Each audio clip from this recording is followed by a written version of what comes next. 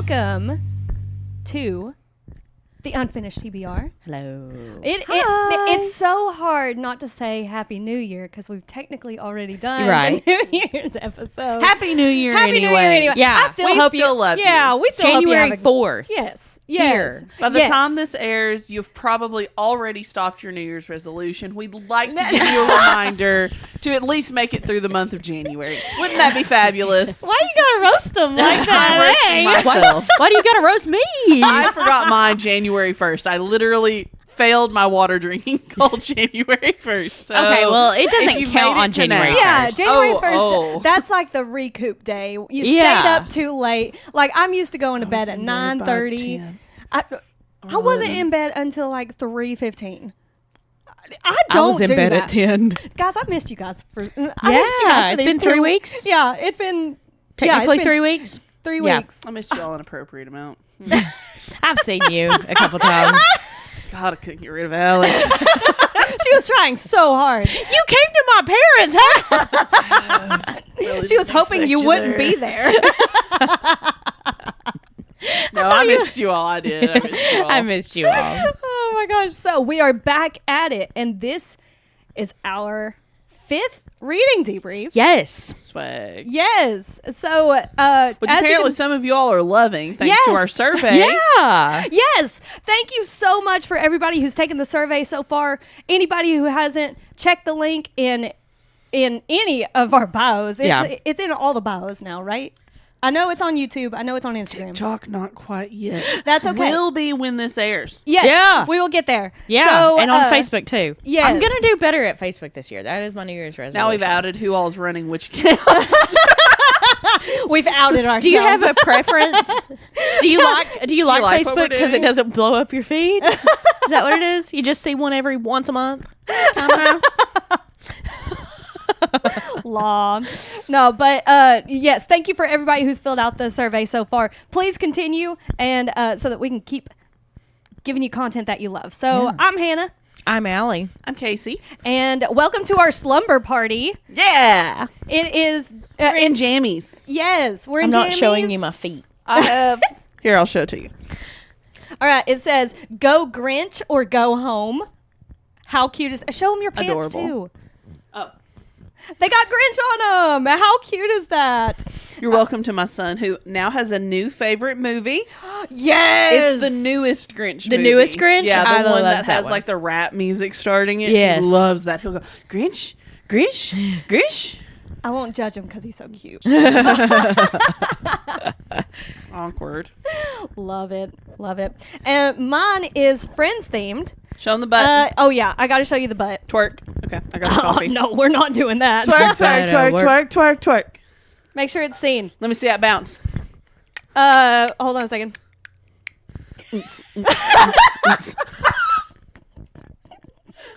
Beautiful. This is just gorgeous.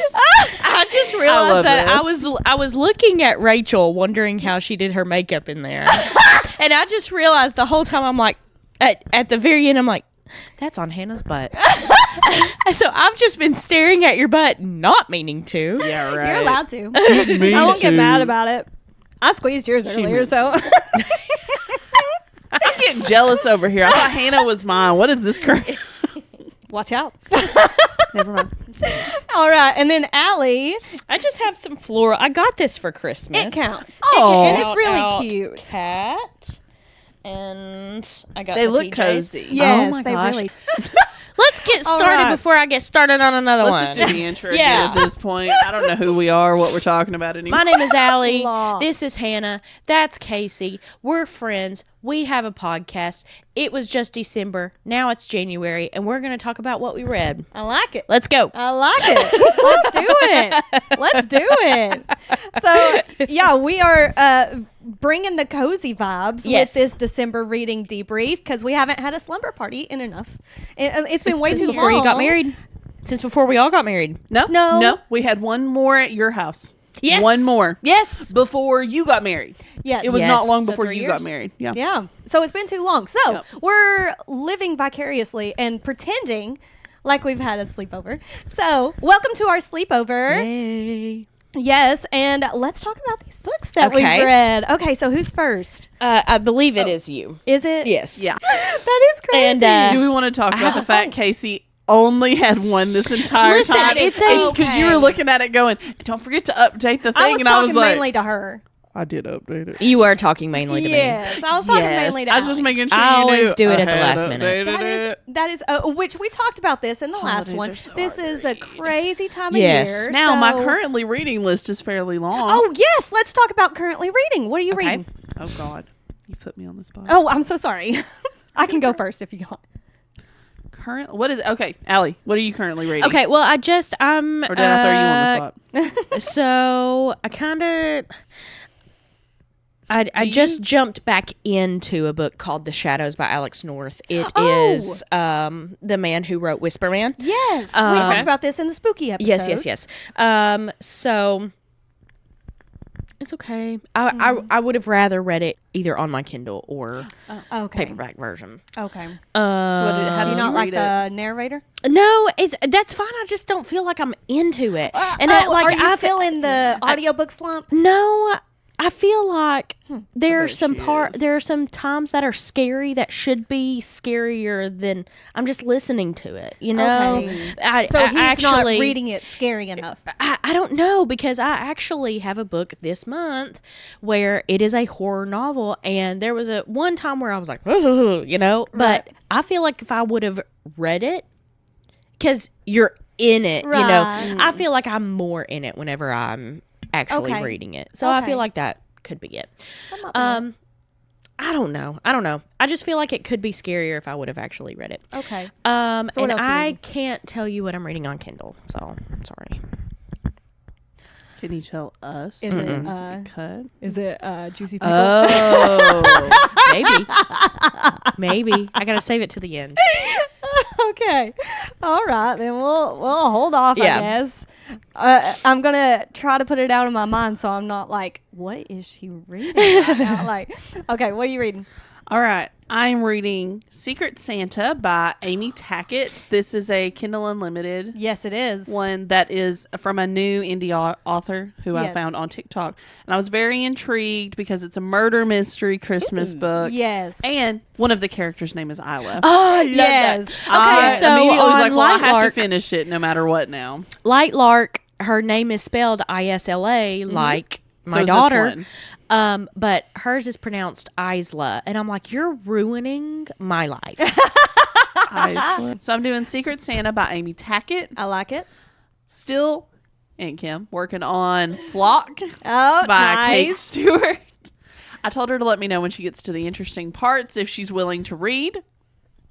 Oh crap, potty training as I continue that. We're going to try that this week, guys. Woo! We're going to see Is how it that happening? goes. It's happening. He go pee pee poo poo man. in the toilet. Probably more on my floor, but we'll see. We're going to try. I'm going to start out with that watch you like a hawk thing. You're not allowed to have your Yes. phone. So if I ignore you all this coming week, just know I'm trying to make sure a kid doesn't pee in my floor. Understandable. Understandable. Still the best way to bury your husband by Alexia Casali because I What? refuse to say I'm totally DNFing How this book. many pages still? I think I'm at 30. Okay. Hey, you're counting down. That's what matters. Yeah. Yeah, I'll It's get a there countdown, eventually. I'll not get a there stationary. eventually. But yeah, I'm currently reading 4 books. I have finished That's impressive. none of them. Hey, but that's okay.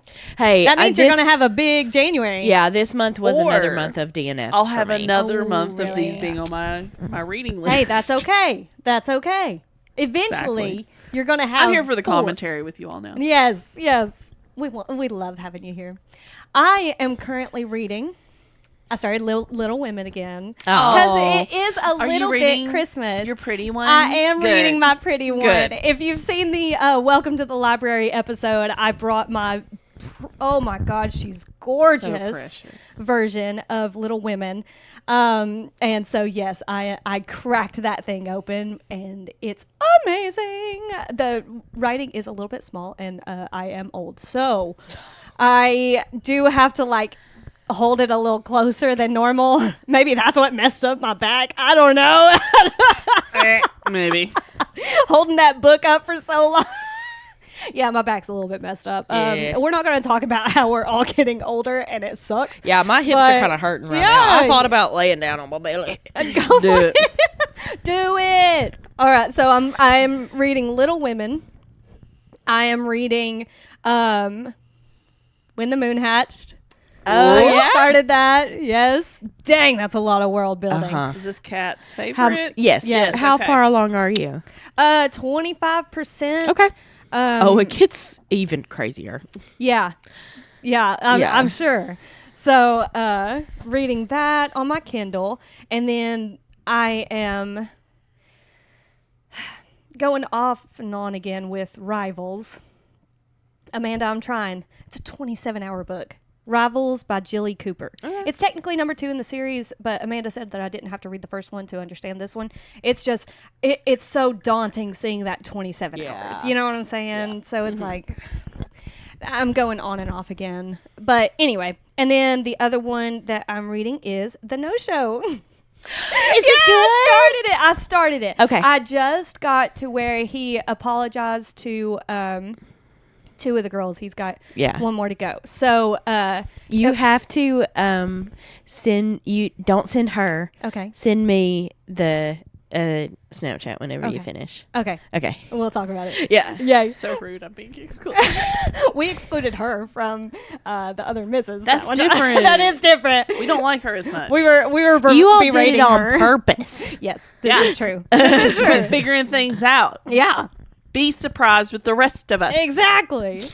So, all right. So, yeah. Am I better than everyone? This is why we didn't include law. And technically we haven't finished The Outsiders, but he's gotten into 2 more video games now, so it's kind of like It's all the gifts coming in. I'd say that's not helping. Yeah. So so that's where we're at. Then let us get started. So my very first one, I read December 2nd through December 3rd.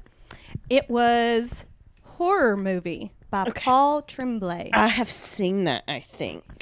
See, okay, so I didn't know if this was the one that you were talking about in one of the episodes.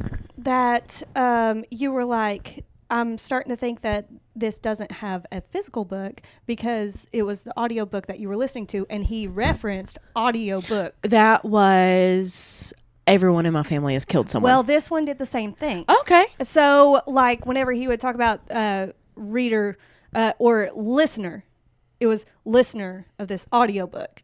Yeah. And so it was like I got curious. I was like, is this like meant to, I wonder if the physical book actually says audiobook. I don't know. Yeah, or does it say reader of this book? Yeah. So if anybody else has read it, please let me know, because I am so curious, but I'm not willing to pay for it. So I guess I can always go down to the bookstore and see if they've got a copy of it. Just be like, which chapter was it? Well, that's the thing. I'd have to hunt it down because I have no idea. Yeah. I can't remember where it's at.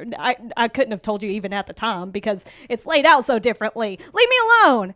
So, yes, I did the Libby audio on this one. So the biggest thing I wanted to talk about with this one was the production quality. Here is the synopsis for Horror Movie by Paul Tremblay.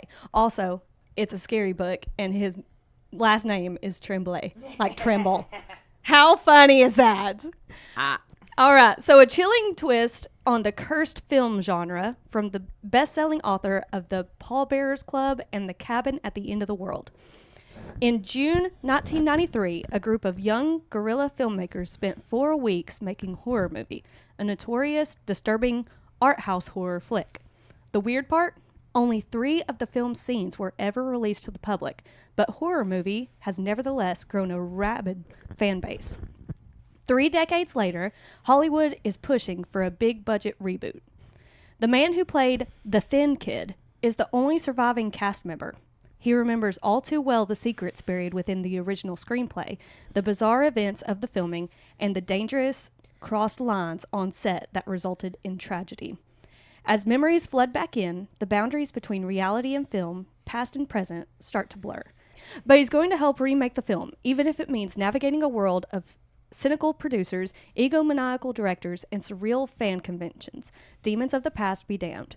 But at what cost? Horror movie is an obsessive, psychologically chilling, and suspenseful twist on the cursed film that breathlessly builds to an unforgettable, mind-bending conclusion. I really liked this one. So let me talk about the production, like the audio production of this book, because I hit some jackpots with audio production this Really? month. I did on several. And this one, not only did it have male voice actors, female voice actors, it would occasionally, go back in time and read the horror movie script. Mm-hmm. Like the 1993 version that they were talking about. It would read that script, and it was like the voice actors were actually on set. Like it read the stage, somebody read the stage directions. They would have moments where it was like something was scratched out and remade. They would read the line, and then you'd hear them, okay, no, not that. And then they would like rewrite the line almost in real time. It felt like, you know what I'm saying? Wow. It was insane. There was this one guy who couldn't get a word right, and so he was like, is it this? And then they would answer, and he was like, I can't figure it. Like, it was just, and you could hear the pages turning. You could hear the pages of their script turning in those moments. I like that. It was very interesting. Yes, it was so immersive. For the production quality alone, I suggest this book. Like, it is so original. That is such an original take on it, because it wasn't like a dramatized version. It was just those snippets. Mm-hmm. Oh my gosh, you felt in it, because of those extra sounds. And like at one point they were playing outside near the woods, and you could hear like the cicadas, the bugs, and the frogs. And it was crazy. It was amazing. So good job on that production quality, whoever did that. I can't remember who, but yeah, it was. I gave the whole book 4 stars, and 1 single star was specifically for the audio quality. That was amazing. Nice. I do want to physically reread it at some point just to see on those things, but I'm going to need to take some time. I genuinely got sick to my stomach at one point. Really? Yes. Like scary or gross? Okay. Gross. Oh my gosh. It was so disgusting. I don't want to tell you guys because I don't want to ruin it.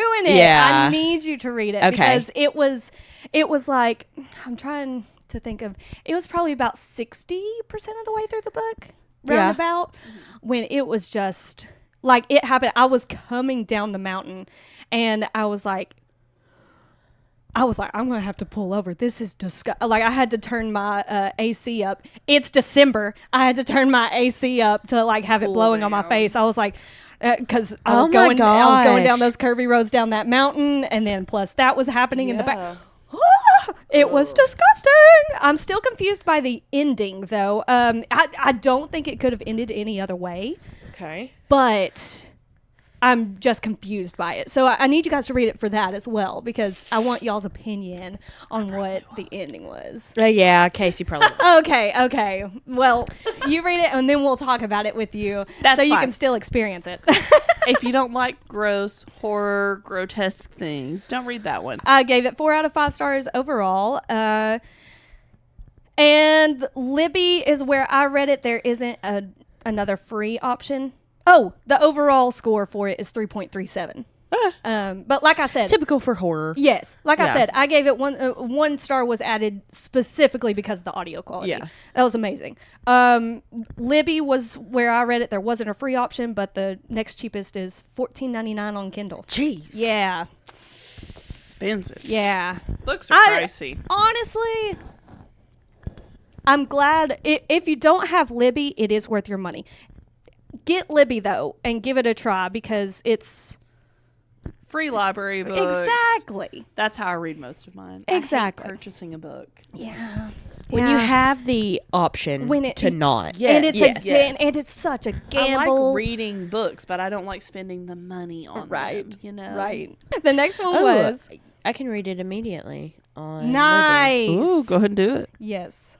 Wait, Nice. is it the audio? This is a skip the line load. Oh, heck. Whoop, whoop, whoop. Nice. I can't wait to I talk love about skip it. the line loans. It makes you feel like VIP. Excuse me? Yeah. You're letting me skip the line? Yeah. Is it just because I use this app so much? So the next one that I read, we touched on this briefly with the Christmas Rex.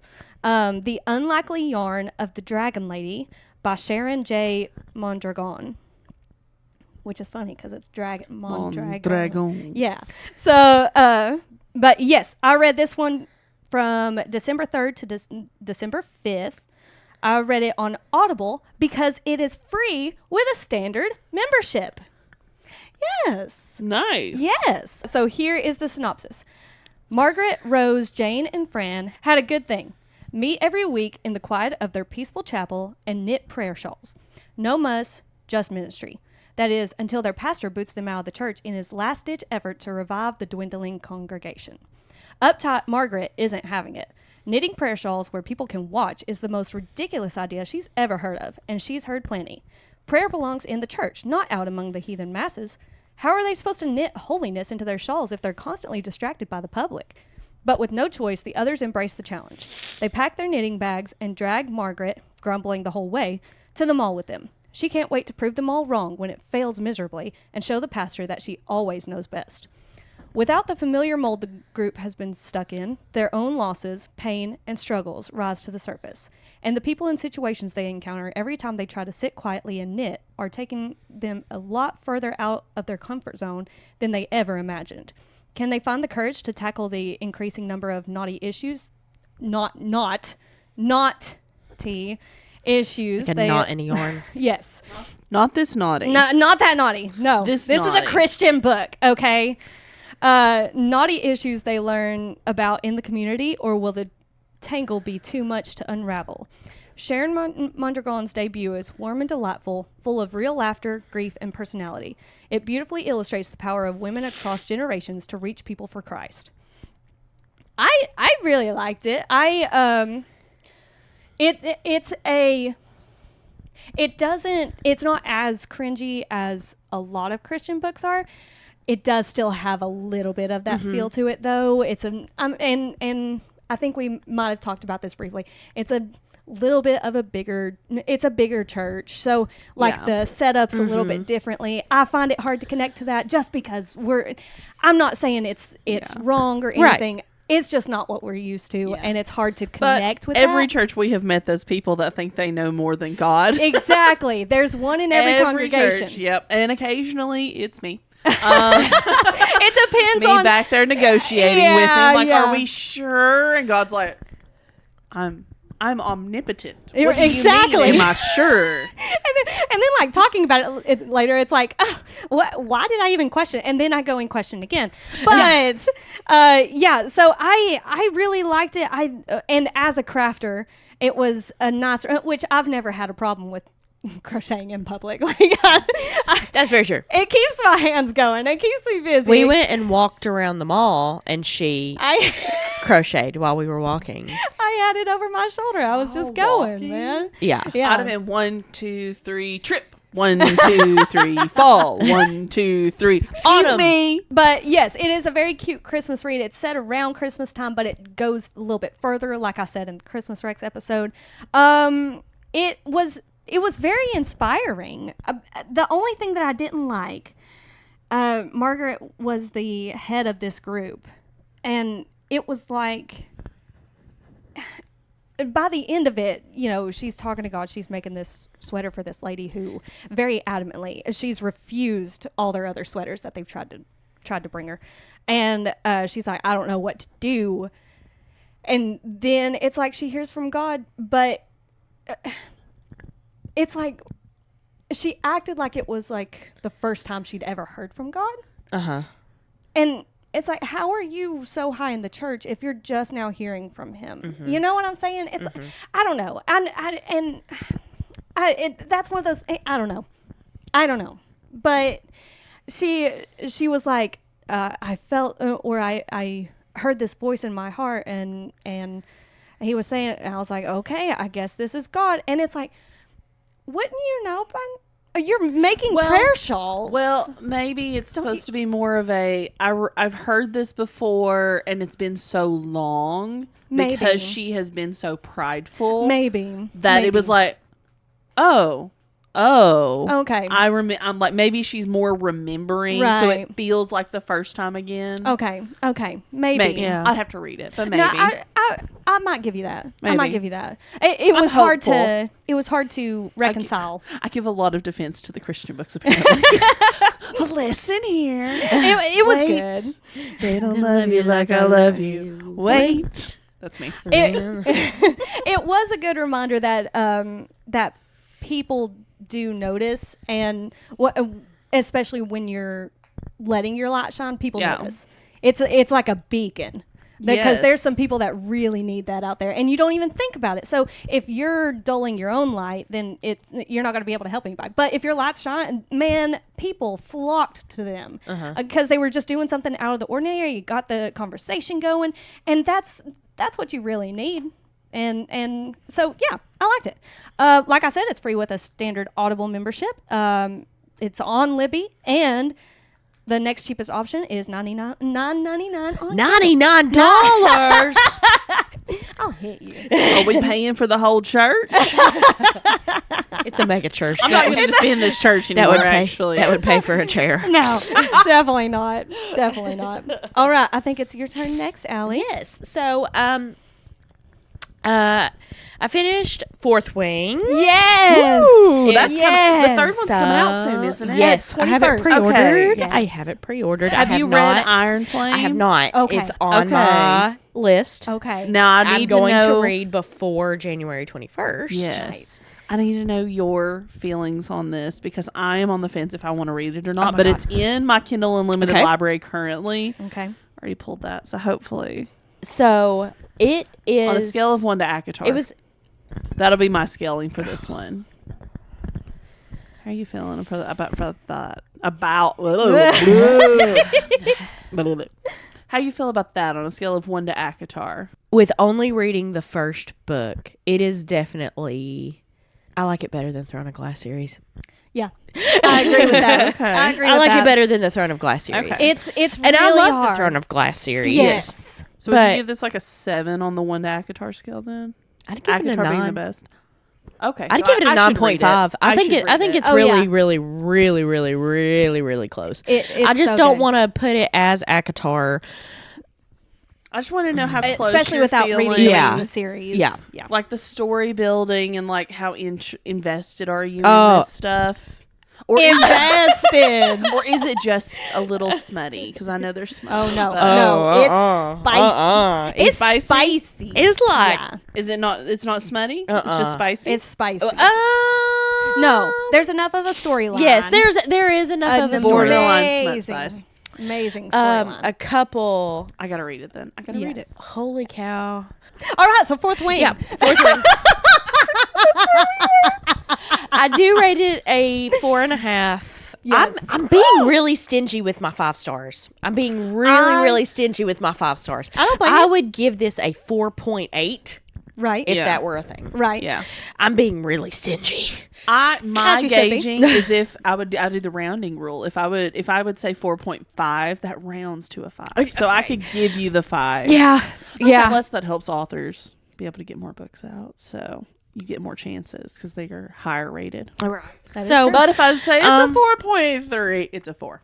It's just a 4. I gotcha. So I do really like. Well, that kind of changes my mind on the Pumpkin Spice Cafe then, because Pumpkin Spice Cafe was just a 4, but I gave it a 4.5. Like I wouldn't tip it over to the 5. Yeah. I mean, you could only put a 4. So yeah, you're I wouldn't tip it over to the 5. Yeah, mine was a 3. I think you wanted to put it at 2. Yeah, I did. I said the 3. The 3 is what you got for being exactly what you advertised you were going to be, and I didn't like what you were. Yes. So yeah, Fourth Wing, fantastic.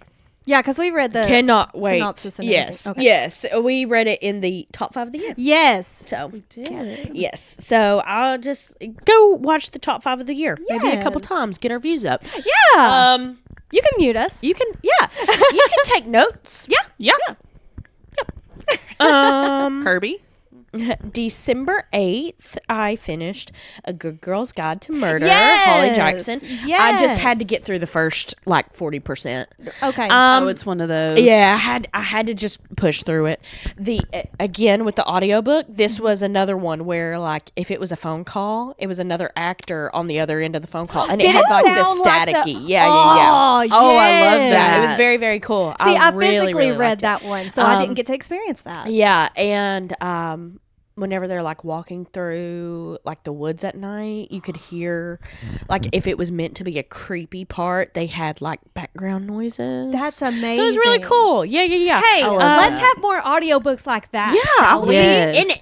Please. Definitely. So this version of the audiobook was the one with the TV show off of Netflix. It was that title page. Let me look and make sure. Where it wasn't the ripped up papers. Oh, It was that. Oh. I don't like that. So, but this was the type of audiobook, just in case anybody wanted to. Oh, okay. Yeah, okay. listen, I don't know how that one I gotcha. reads. I gotcha. So, I like that. I did not know who the killer was. And so the plot twist was crazy. Yes. So shout out them because Yes. normally They got you? they got me. That's insane. They got Love me. that. That's I almost want to read insane. it just for that part. Yeah. It's already in my TBR. I'm- but Right. Yeah, I'm pretty proud of myself to be able to catch plot twist, Yes. So the fact Even that though this we one hate got you me, for it. I'm yeah. envious. Yeah. What is that? Thou I shalt not love- covet. I'm coveting. I just love plot twist, and I feel like I love plot twist movies, all this other stuff. So it's easy to see it coming it's now easy for 'cause me you've because it's kind of watched it so all much. I do. Right. You know, watched it so much. I wait for the plot twist in life a lot of times. Doesn't work, I but don't like when I don't see those coming. Right. Life's a little bit different. I want to see what's coming most of the time. no. But yeah, I gave that a 4-star. I saw that. Yes. Yeah, it was very good. I liked it. Don't know if I would read the rest of the series. I'm going to give the second book a shot. I just haven't heard really as many people talk about the rest of the series. Yeah, same. See, So- I feel like it ended Do- with such a good bow. Yes. It ended Yes. with such a good bow. So why would you Continue. Right. Yeah. Right. So yeah. no, I'm in the same boat. Yeah. So next, I think is Hannah. Is it? The Haunting of Hill House?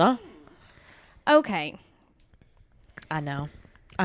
Have you read it? I've not, but my mother-in-law has. So, The Haunting of Hill House by Shirley Jackson. Fantastic TV show. Oh my Please watch gosh. the TV show. Watch the TV show. It was, I read this one from November 21st to December 9th. Yes, it took me that long. And it was an audiobook. Oh. And it took me that long. That's the one I almost accidentally DNF'd. Yeah. Because I had to re-up my Yeah. Libby. So, Been there. this one, it's a Princess Diaries situation where I don't know how they got the TV show out of this book. Yeah. But I'm so glad that they did. It was so much better. Oh. Yes. The TV TV show show's was so fantastic. much better than this. It's severely disappointing, which, granted, I did realize that it was written in the 50s. So maybe that was it. Yeah, I mean, have you seen The Exorcist? It's not really that scary. Everybody's like, this is a scary ass movie. And I'm like, really? We watched it together. Yes, for the first time. And it was like, It was kind of underwhelming. yeah. Yeah. Everybody's like, this is the best. So that's kind of how this one was for me. So here's the synopsis for it. It is the story of 4 seekers who arrive at a notoriously unfriendly pile called Hill House. Dr. Montague, an occult scholar looking for solid evidence of a haunting, Theodora, the light-hearted assistant, Eleanor, a friendless, fragile young woman well acquainted with poltergeists, and Luke, the future heir of Hill House. At first, their stay seems destined to be merely a spooky encounter with inexplicable phenomena, but Hill House is gathering its powers, and soon it will choose one of them to make its own. Heck, even the synopsis doesn't even really sound that good. You know, I didn't read the synopsis. Was first. this a movie or a show? It's a TV It's a show. TV show. Fantastic. But- Perfect to watch during Halloween. Yes, the TV show was great, and what I understand, Bent neck from what I lady. understand, I think it was supposed to be Bent neck lady. like So good. I think it was supposed to be Dr. Montague's children, because he wrote this book about this house, and the TV show has his children, like the fallout of his children growing up in that house. Yeah. So it's like one of those like sideways plot twists. Was it hard to read and not continuously think of Romeo and Juliet? No. Montague. Montague, yeah. Montague and you a Capulet. I was like, oh, is there a Romeo and Juliet twist here? Doesn't seem like it, though. I am not that smart. No. Also, I hated Romeo and Juliet. I read that once in middle school. I was like, what is all the fuss about? Why does everybody compare their love stories to Romeo and Juliet? Literally. It's awful. I had It's not such a even a love tangent story. after I read that. I think it was freshman year they had us read it, and I was like, you all like this story? Yes. How is this? This is not love, guys. Love story. This is lust at its finest. Yes. With a 14-year-old girl. Anyway. Yeah.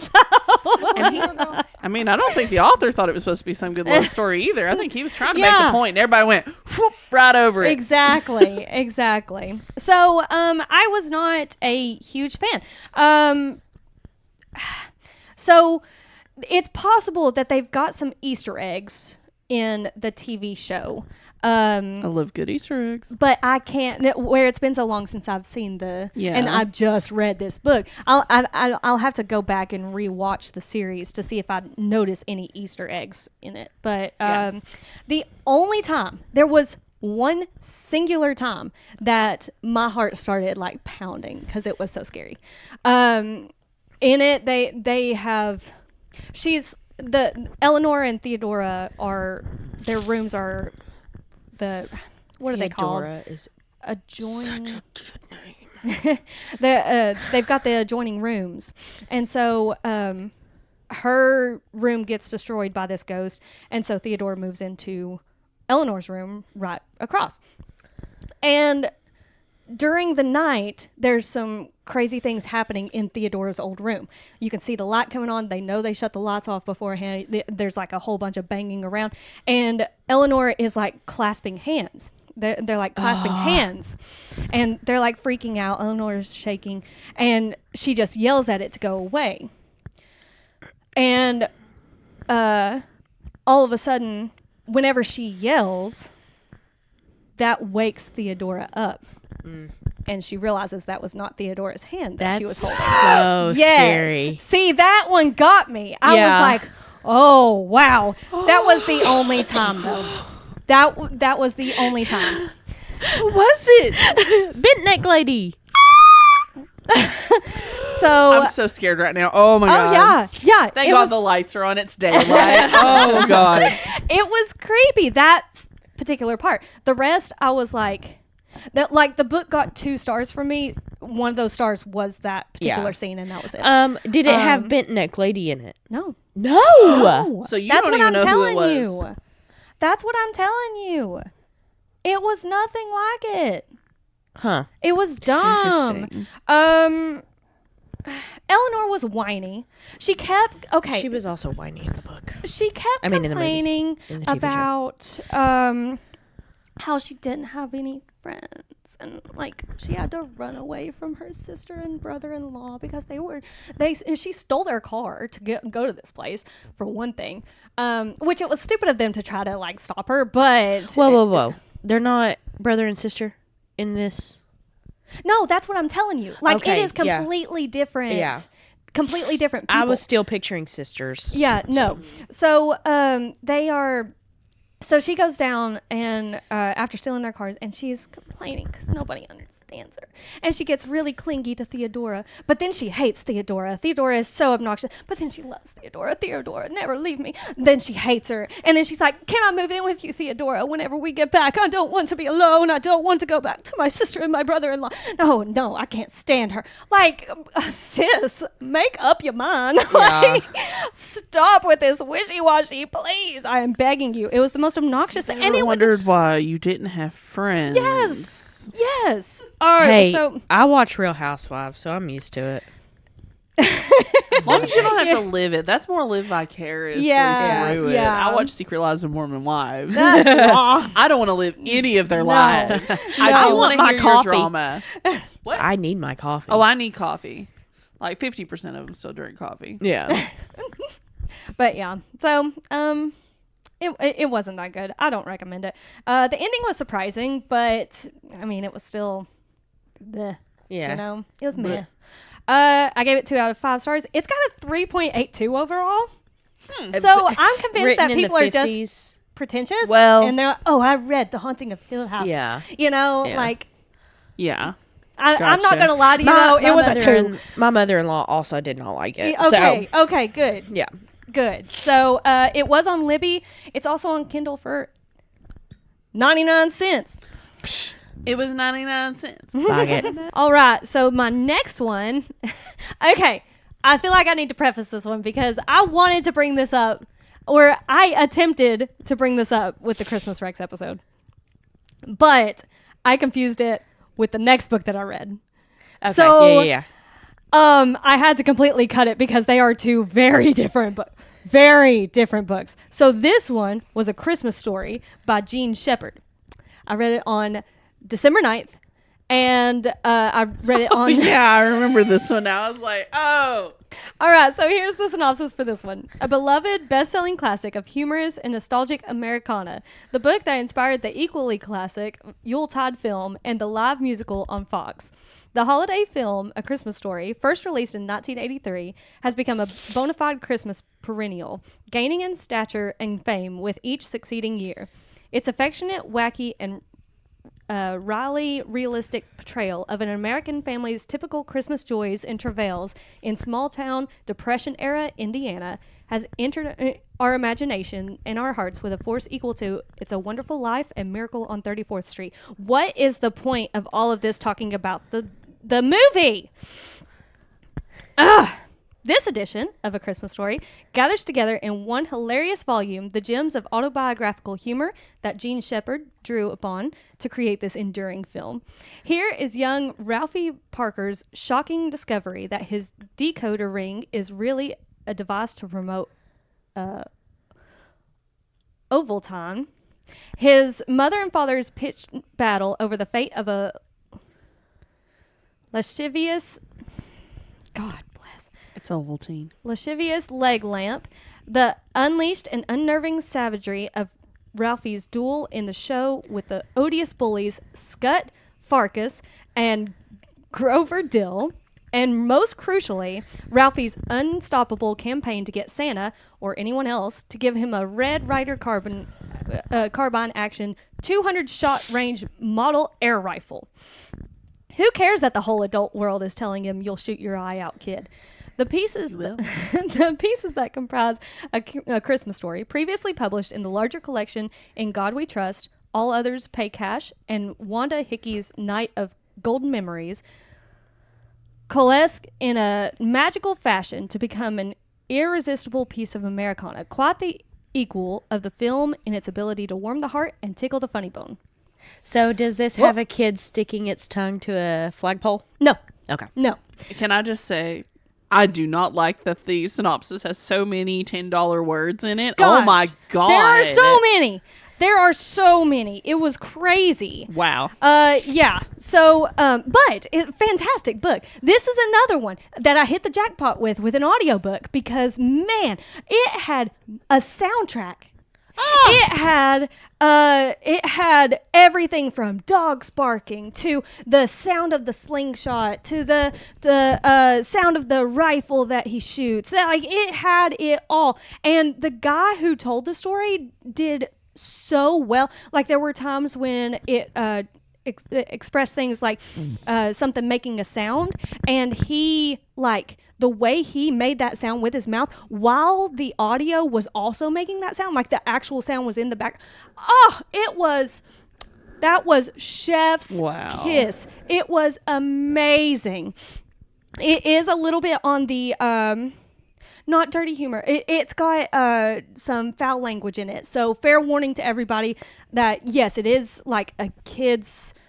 It's like a kid's Christmas that he's telling about, but it does have some of the coarse language and everything. Yeah. So, well, he had to learn some of it from his dad at some exactly, point. Exactly. It's from the dad, but it's not the kid. But yeah. Do they still do the fudge thing when he says it and has to have his mouth washed out with soap? No, they don't. See, that's another thing. I love that part. I hate that they wash his mouth out, but I think it's so funny. He does wash his mouth out for something, but I can't remember. I don't think it was that. I don't remember it being that. I don't know. I have never seen that movie. Me neither.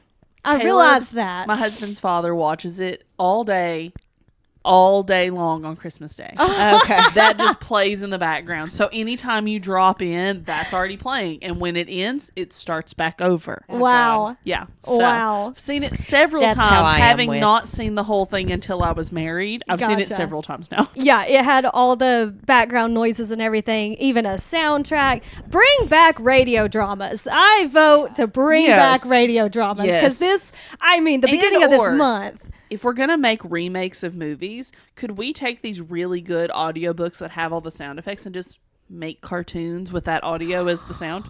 Ooh, that's a good idea. I feel like that would be an easy remake opportunity there. Because you already have the audio. Yeah, it's already done. Just saying. We have some good ideas. $1 million ideas here. Yes. So I'm voting to bring radio dramas back. I did, funny enough, I did take mass media in college. Yeah. And we had to make a radio drama, and it felt like that. Do it. Yeah, it was amazing. You're in charge of it now. I would love to. Listen, you have the editing skills. That was so much fun. It was a blast. So, I mean, somebody have fun with this and actually do it, please. Yeah.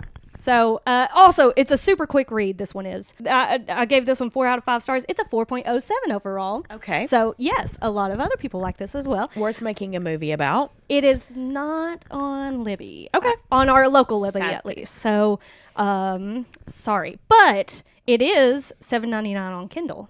So...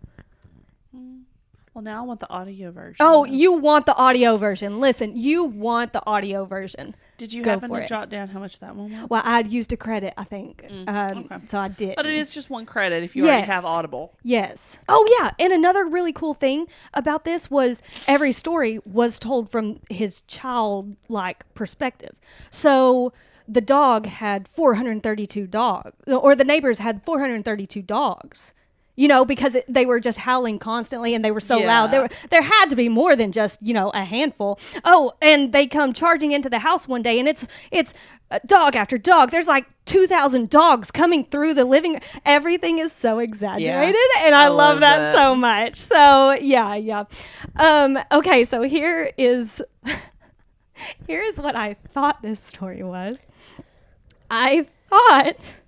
it was the best Christmas pageant ever, which is very much so more of the story of Jesus Christmas story.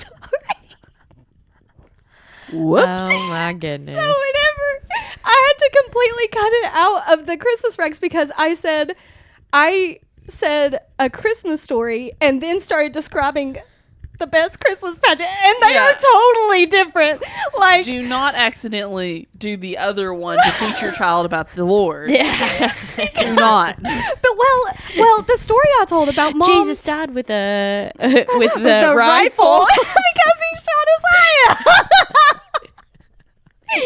So the story that I told about Mom's, there's a thundercloud on her.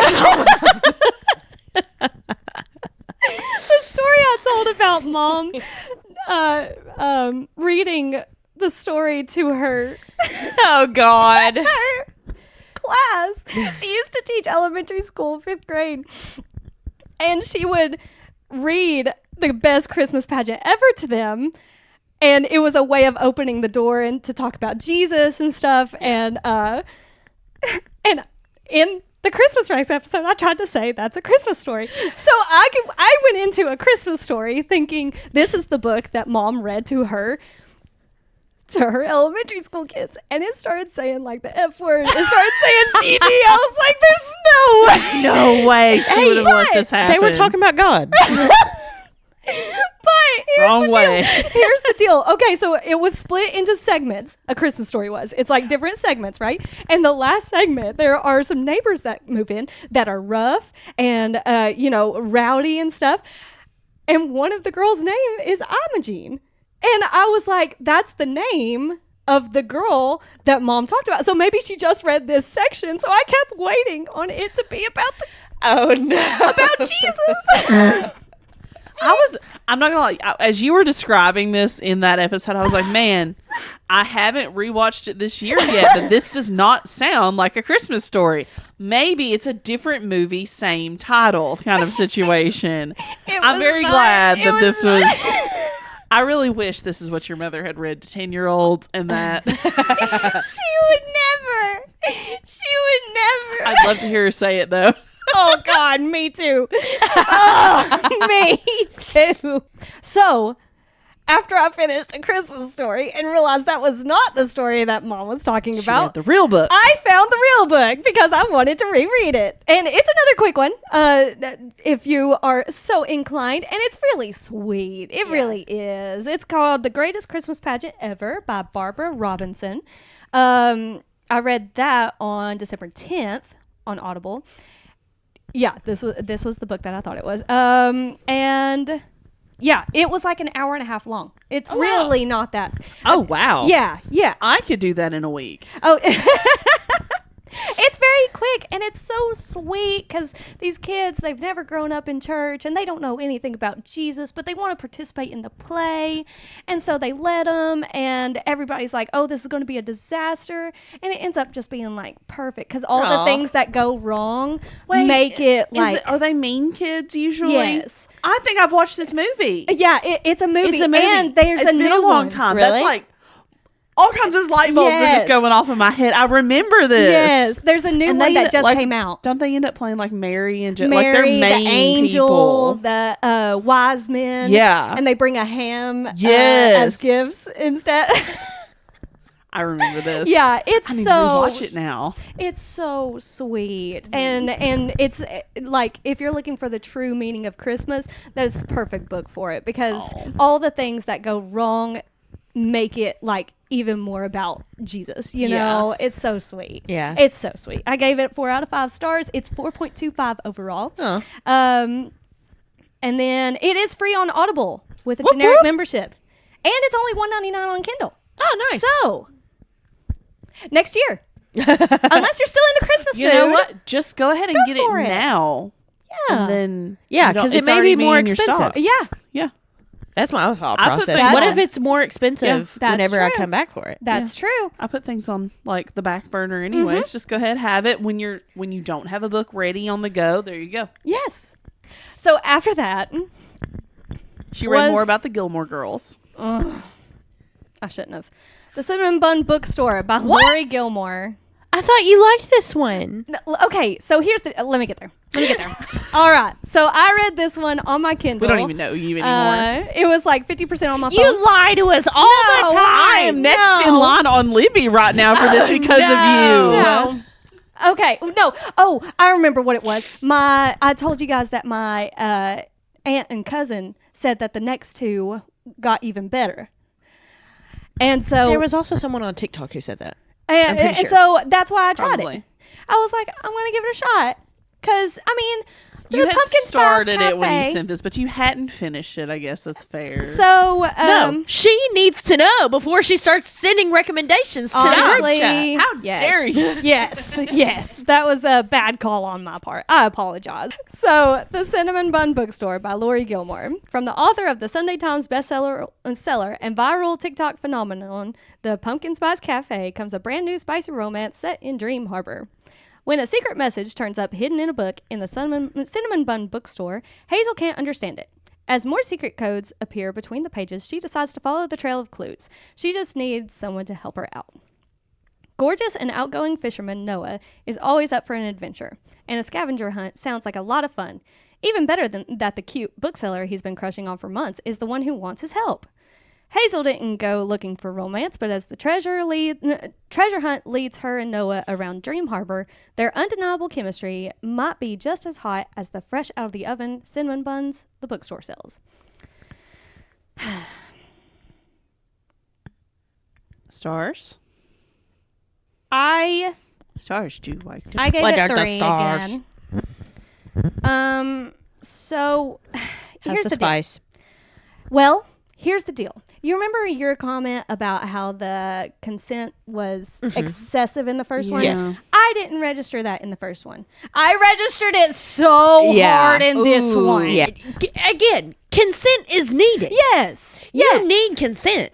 No means no. But a romance book? But I don't know how to say this. To where it's not taken out. Yeah. Will be censored by the man. If someone asked me 5 times if I was okay with this, I'd be like, dude, do you want to be here or not? It's like, are you okay with this? Yeah. It's starting to sound like you're not. Sound like you don't want to be here. Yes. No one was saying we Got didn't really want squeaky. consent. Yes. We were saying, please We don't need tone this down much. how many times you're It's cringy. asking. Yes. You only Yes. have to ask one time. And that Yeah. was the problem. Yeah. It was so cringy. Yeah. Now, the girl can later say, actually, I'm not okay Yeah. with it. Or the boy. Yes. I'm sorry. Sorry. Either party Either can, party can say, actually, no, I'm good. Yes. And that consent is taken away. Yes. But you don't have to continuously ask. Oh, it my is then on the God. other party to let you know. Yes. I feel it's along the same lines of continuously asking, do you wanna? You wanna? You want? Until you pressure them to do it. Yeah. This is the reverse of that. Yes. Do you wanna? Except do you wanna? they're Until I'm already like, in it. you know what? Now I don't want to. Yeah. Actually, get away from me. I'm done. Yeah. So that's what happened with this one. And it was so sad because oh God, I love Noah so much. Yeah. I Oh, love well. Noah. I love me a fisherman. He's very manly. I love him. A bear of a man. Yes. I love me a did fisherman. I did change his hair color. What was it? Red. Oh, yeah. Yeah. My brother's redheaded. I was about to say, I used to have a crush on a redhead. It better not have been my brother. It was. Man, that revival was popping off.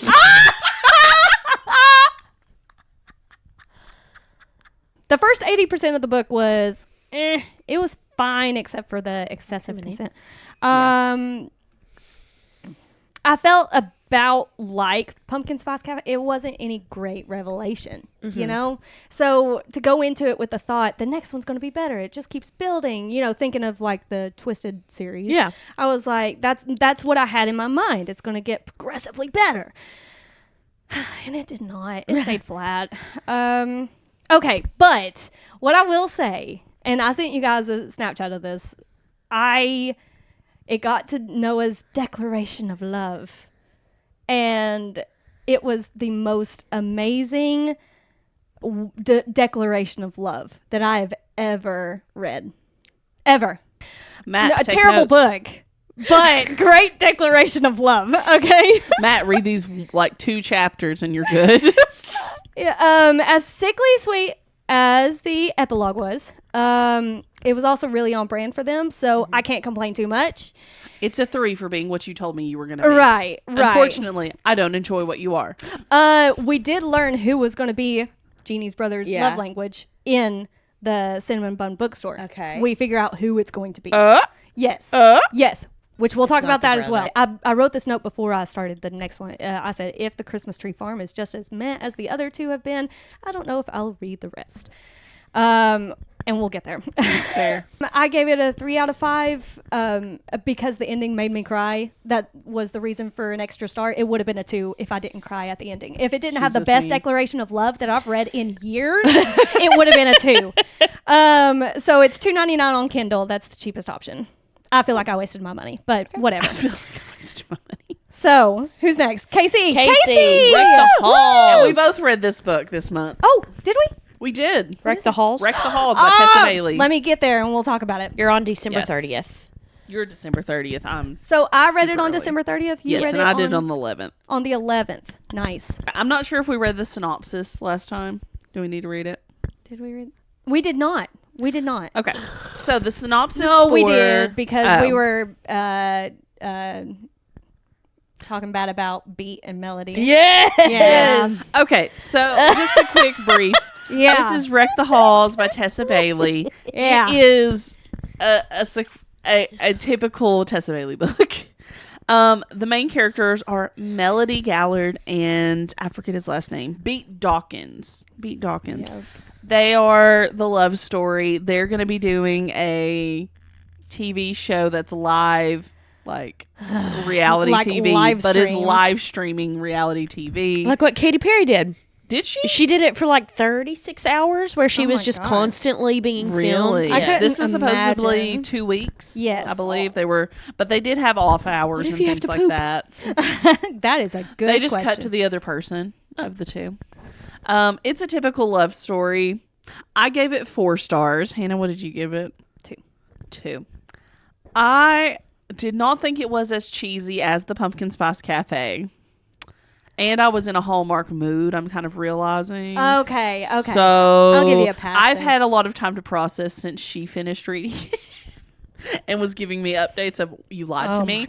Oh my God. Clearly Pumpkin Spice, I was not in the mood for Hallmark. And for this, I was in the mood for Hallmark. Because this is cheesy on top of cheesy on top of cheesy. It was disgusting. I loved it though. God. And the spice. The smut. Okay. The smut and spice. I liked a lot of it. Okay, I do want to talk about that a little bit because I am on the fence with it.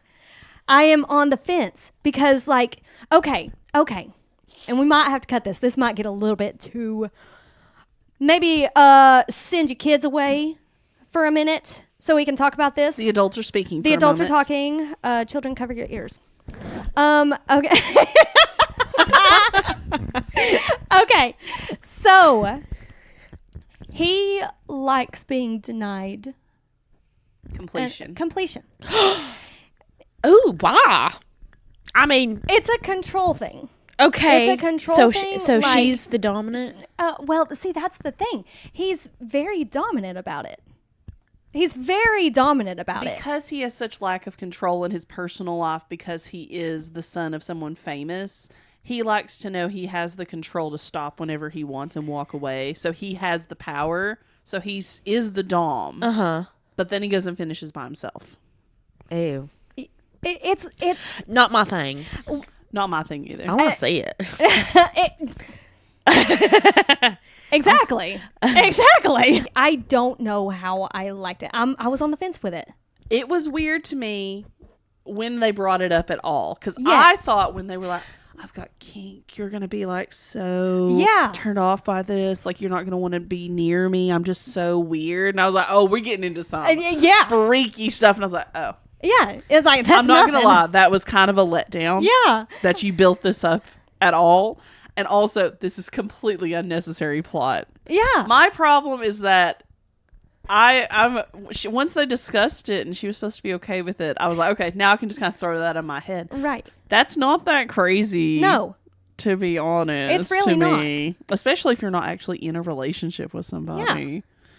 So when she freaks out, I was like, I mean, you talked about this. You knew the ground rules before you started. I don't know why everybody's upset. Yeah. I just completely have erased that part in my head. So I was going off of just all of the up until that point stuff. Okay. All of that was hot, heavy, intense. I liked all that. And then that part I was like, I mean, you all discussed it. So you've already okayed this. You need to stop being mad. Exactly. Like, get over yourself.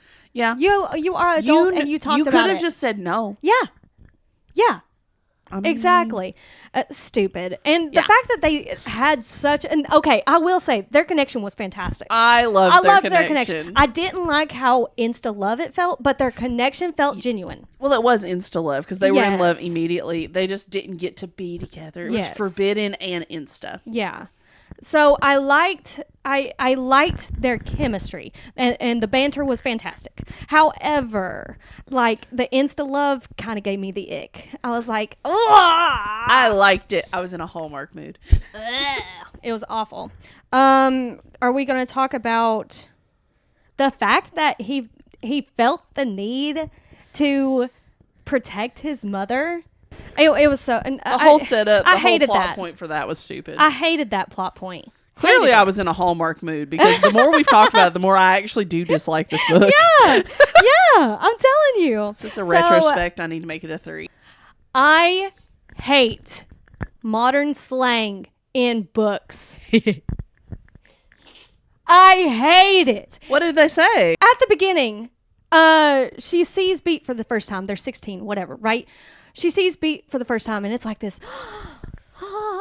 He walks through the doors, and it's like angels have sung. The rain has stopped. The clouds have parted. There's an angel beam going right on him. And she's like, this is the first time I've seen Beat IRL. I speak so much brain rot, it didn't even register they said IRL. So, yeah, I cannot stand modern slang in writing. That was the most... I should have known from that line that you weren't gonna like it. It's meant to be ironic. Like we say it here because it's ironic, and it's like. At what point? How many times do you say it before it's no longer considered? We're ironic? not going to talk about that. That's how swag got. Yeah. That is the problem a lot with modern slang, but I hate it in book. Like you have the chance to control it because you can go back and edit it out. It's meant to be ironic. Yeah, it might bleed into, but the point is, whenever you're writing, you can 100% cut that out. I'm going to write a book. That's true. 100%. And I'm going to title the book "Hannah's Gonna Hate This," and then I'm just going to use brain rot the whole way through. TTYL. I would still read it for you. And then she'd make a podcast about how much she hates it. I would read it for you, though. So, yeah. Did you have anything else on that book? No, it was really good. I gave it a 2 out of 5. It is a 3.39 overall. It is. Cheapest option is $9.66 on paperback. Jeez. Cheaper than that. Libby, which is where I got it.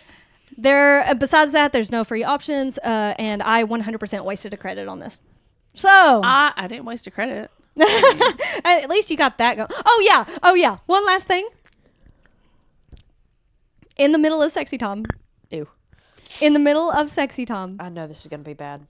There's no beat without a melody. Yep. Okay, that's fair. That even was fair. try to convince, and it worked for her. It worked for her. Oh yeah. That was cringe. Oh my God. I was like, well, if I'm pretending that didn't happen. You know what? I can't read. Okay. So who's next? I think it is both. Allie. Oh, you both read this book? Yeah. What book? Under the Magnolias. You read it? Yeah. Oh, yeah. I read Under the Magnolias on December 29th. I read it on from December 10th to December 11th. Oh my gosh. It is cute. Wasn't it amazing? Did you cry? No. Weirdo. That's okay. Katie didn't cry either. She said she got close though. I like how in the schedule she just put the emoji going. That's on a different one. What? No, it's not. On December 20th. You're right. Oh my God. There's more secrets? There's more secrets. What? I'm going to put it out of my mind. Okay. Because I had the other secret out of my mind, so I don't want to think about it, or I'm going to obsess over it. So, Under the Magnolias by T.I. Lowe. What was your rating? I gave it 5 stars. 5. I gave it 4. Okay, it was good. It was good. We had talked about this one in the top 5 episode because it became my new number 2. Yeah. Overall. Yeah. Number 2. I liked it a lot. Vance? No. What? Not it for me. Vance was it for me.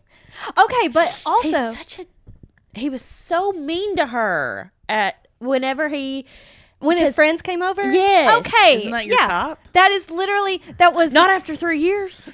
That was okay. Fair. The first 3 months, maybe. Well, Okay. I loved Vance. Yeah. I give him grace for that time when his friends were over. Because here's the deal. He had invited her over anytime she wanted to. Like, he made it an extended invitation for any time. And she just hadn't taken him up on it. Right. How was he supposed to know that was going to be the day? And But she then still why didn't- act like that? Well, I think it just took him by surprise. Again, it's the couch guy. It's the New Year's Eve guy. No. He totally had that reaction. No. Oh, now I've got to read it just Yeah. for the lore. Yeah, I love you got to TikTok know dramas, who you decide with. No, I love Vance. I give him grace on that because it's obvious that he wasn't like flirting with either of the girls that were there. So I didn't see it as like a red flag. I saw it as he's surprised and like he doesn't. And she's was obviously, weird. Well, she's obviously been crying. She's been up all night because of what had driven her over there. Yeah. And like she obviously she was going through it. She I also can got on imagine my that. nerves, being like, I can't say anything, and I'm Dude. like, I get it, but also you have to talk to somebody. yes, you have. You to. can't. You're what 16, 17 years at old? at that point. Yeah. Yeah. Yeah. Yeah, you It's got too much for one person. Yeah, So yeah, her dad made me so mad. Oh my god, made me so mad. I would have beat him Yes. with a baseball bat. And okay, this is a Christian-based Yes. novel. Yes. And the whole time I was thinking, why are we letting him preach? I mean, yeah. It Would you was- listen to him? I wouldn't listen to Well, him. I think that's why she wanted to keep it to herself so bad was Still, because she didn't want it to. It kind of disvalued everything for me. I mean, for his preaching, yeah. Yes. Yeah. And I think that's what she was experiencing herself was I can't really rely on what he's preaching because I know what he's really like. You know, it's one of those things. Yeah. But yeah, it's very interesting. Yeah. Like it just makes you And think. Foxy and what's his name? I can't remember. It starts with a B, doesn't it? I thought it was a J. It might be a J. But Anyways, him calling her my queen yes. just but casually. They knew what those kids were going through. I mean, yeah. At least parts of it. They didn't like was- live in the house. Yes, but they knew enough to where they were like, the guy was figuring out ways to get the dad away from the kids. And they didn't do anything other than that. Like, whenever he's like in the middle of it. So I really liked the book, but it just had a couple of things where I was like, this would make me so mad, especially Gotcha. as an angsty 16-year-old who hated everybody. I gotcha. I gotcha. Couldn't be me. Couldn't be me. It definitely takes a Strong- particular. Yes. I'm not going to say strong because you're strong. It's just a particular type of person. Like you have to have like It's like a Rubik's cube. You have to have everything lined up for it to be the right person to be able to handle that. And I think that she was. But I do want to talk a little bit. Vance's flirting. So cute. That's the level of flirting I want. I need you to read it for the flirting. Yeah. Flirt. That is The yearning. Oh my, it's yearning. It Yeah. is yearning. It is yearning cute. is coming back and I love it. It is so cute. Oh, it's so good. Yeah, I So loved good. the first 50% of it whenever they were doing the back and forths. Yes. Loved it. And then he just kind of like, meh. Well, you're crazy. You're crazy. I do want to point out that I was feeling absolutely awful the day. Okay, so I started it on Tuesday, finished it on Wednesday. Wednesday, I woke up feeling absolutely like trash. That's when I had like the big extra headache and everything. I was driving back from 4 hours away and I knew I had to drive back home and still see customers. And I was like, so I was feeling awful and I still cried. Like I knew it was going to hurt my head more. Yeah. I still cried. Yeah. And I was like, it's fine. Which part did you cry at? whenever- Whenever they were all at the church? Yeah. Okay. Yeah. When they all came together Yeah. and were like, we're a community. Yeah. You see what I mean Now, about it feeling like. is it almost like a commune? Is how I'm picturing the farm, because it had the farm Yeah. had the church. the church, the farm itself. Yeah. It had the like farmer's market and everything like that. And it was all on one farm. Yeah. So it was almost like a commune. Yeah. Interesting. I liked it. So you all read a cult classic? A cult classic. No. I love the end. They all got their happy ending. I know. Did you notice it was called Healing Ever After instead of Happily Ever After? Yeah. I loved that. Yeah. Oh. And So she went into the cute. perfect profession for her. Uh-huh. Mm-hmm. Yeah. Mm-hmm. But yes, it was 5 stars for me. Loved it. It's in my it's number 2 overall for me now. It was good. Yes. I really liked it. 4 stars. His name was Jinx, by the way. Jinx. Yes. My aunt is the one that recommended it, Aunt Sherry. My cousin Casey read it years ago. She just recently reread it. Uh-huh. Katie read it. Mom read it, and Sarah better be finishing it today because we have our Smith family Christmas tomorrow, and we're all gonna be talking about it. It is so exciting! I cannot Allie's wait. gonna roll up and be like, "I heard we're talking books." Yes, I heard we're talking Under the Magnolias. Yes, yeah, I loved it. Yeah. All right, so who's next? I had Incidents Around the House by Around the Josh Malerman, I think. It's a horror novel. Okay. It is in the mindset of a 6 or 8-year-old girl. I think 6. I'm down for that because Freaky. everything's scary at that age. Yeah, 8-year-old. She is 8-year-old. Yeah, 8 years old. So I'll go ahead and read the synopsis. Yes. To 8-year-old Bella, her family is her world. There's Mommy, Daddo, and Grandma Ruth. But there is also Other Mommy, a malevolent entity who asks her every day, "Can I go inside your heart?" When horrifying incidents around the house signal that Other Mommy is growing tired of asking Bella the question over and over, Bella understands that unless she says yes, her family will soon pay. Other Mommy is getting restless, stronger, bolder.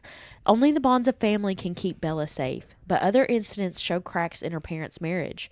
The safety Bella relies on is about to unravel, but Other Mommy needs an answer. Oh my gosh, that sounds terrifying. I listened to it again. This is the one that I was talking about. I just don't think it affects me that much if I listen to it, like scary stuff. Okay. There was a part. So Other Mommy started in the closet where Bella looked over and she saw Other Mommy standing there, and it looked like she was hanging upside down. Oh my gosh. Then Other Mommy stepped out into the light, and it turns out Other Mommy was just had her head turned like, that one got me. Oh my god. Other Mommy was hairy with blue hair and like to wake Bella up just by sitting on her bed staring at her. That was scary. My brother did that. I will say, yeah, Josh Malerman, however you want to pronounce it. Mm-hmm. Ducky. He obviously hates women. Because I don't think I have ever hated a character so much in my life, including all the bad guys on Hunger Games, the bad people on Twilight. I don't think I've ever hated a character so much as I hated her mom. Not Really? Other Mommy, her mom. Could not stand her.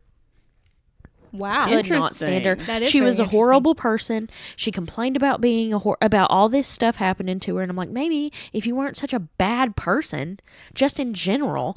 She was a horrible person to her daughter, her husband, her mom, everyone in general. She slapped someone who was trying to help them. Oh my gosh. Yikes. And then just wanted to act like everything was cool. I see why the kid was like, I should talk to Other Mommy. Yeah. No wonder she created First Other Mommy's Mommy. crazy. So Yeah. I rated it a 3-star. It was okay. Okay. Who's next? The Book of Accidents. Oh! The Book of Accidents. Story of my life. Bless you. Thank you. You're welcome. I'm getting stopped up. I don't know what's happening. The Book of Accidents by Chuck Wendig. Chuck, love you, brother. I love you, brother. That was this. I can't wait to talk about. So here's the synopsis. Long ago, Nathan lived in a house in the country with his abusive father and has never told his family what happened there. Long ago, Maddie was a little girl making dolls in her bedroom when she saw something she shouldn't have and is trying to remember that lost trauma by making haunting sculptures. Long ago, something sinister, something hungry, walked in the tunnels and the mountains and the coal mines of their hometown in rural Pennsylvania. Now, Nate and Maddie Graves are married and they have moved back to their hometown with their son, Oliver. And now, what happened long ago is happening again, and it is happening to Oliver. He meets a strange boy who becomes his best friend, a boy with secrets of his own and a taste for dark magic. This dark magic puts them at the heart of a battle of good versus evil and a fight for the soul of the family, and perhaps for all of the world. But the Graves family has a secret weapon in the battle, their love for one another. I loved it. Let me just read what I wrote word for word in my review of this book. While she's doing that, I have to say I'm glad we added each other as friends on Goodreads, because seeing Hannah's reviews pop up on my timeline now are hilarious to see what she is willing to write to an author sometimes. I'm like, oh snap, she got real. I don't care when it comes to Goodreads, dude. But this one was a good one. This one was a good one because this was a good book. I wrote, Dear Chuck Wendig, thanks for hitting the nail on the head. You replaced 2 bad book experiences for me and gave me what I was looking for with them. 4 stars. All right. So I read this December 13th through December 16th with Libby Audio. Taylor Swift's birthday, December 13th. Literally the only reason I picked it up, it was because I saw where somebody was putting book dedications like on a page. And this one's was, F it, this one's for me. I like it. And dang it was for me too, Chuck. All right, I loved it. I waited. Do something for you. That's the takeaway I get from this. Do something for you, and it's going to turn out good. You know what I'm saying? Like he said, "F it, this is for me," and he made a masterpiece. Yeah.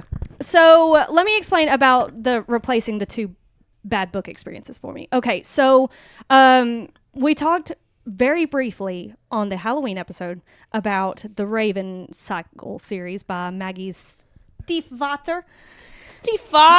Yes. So we talked a little bit about that. And then we also discussed a Christmas story, or a Christmas ghost story by Kim Newman on the Christmas Wreck. So those 2 books, I had such big expectations for both of those. And technically, the Raven Cycle was a series, and it just fell flat.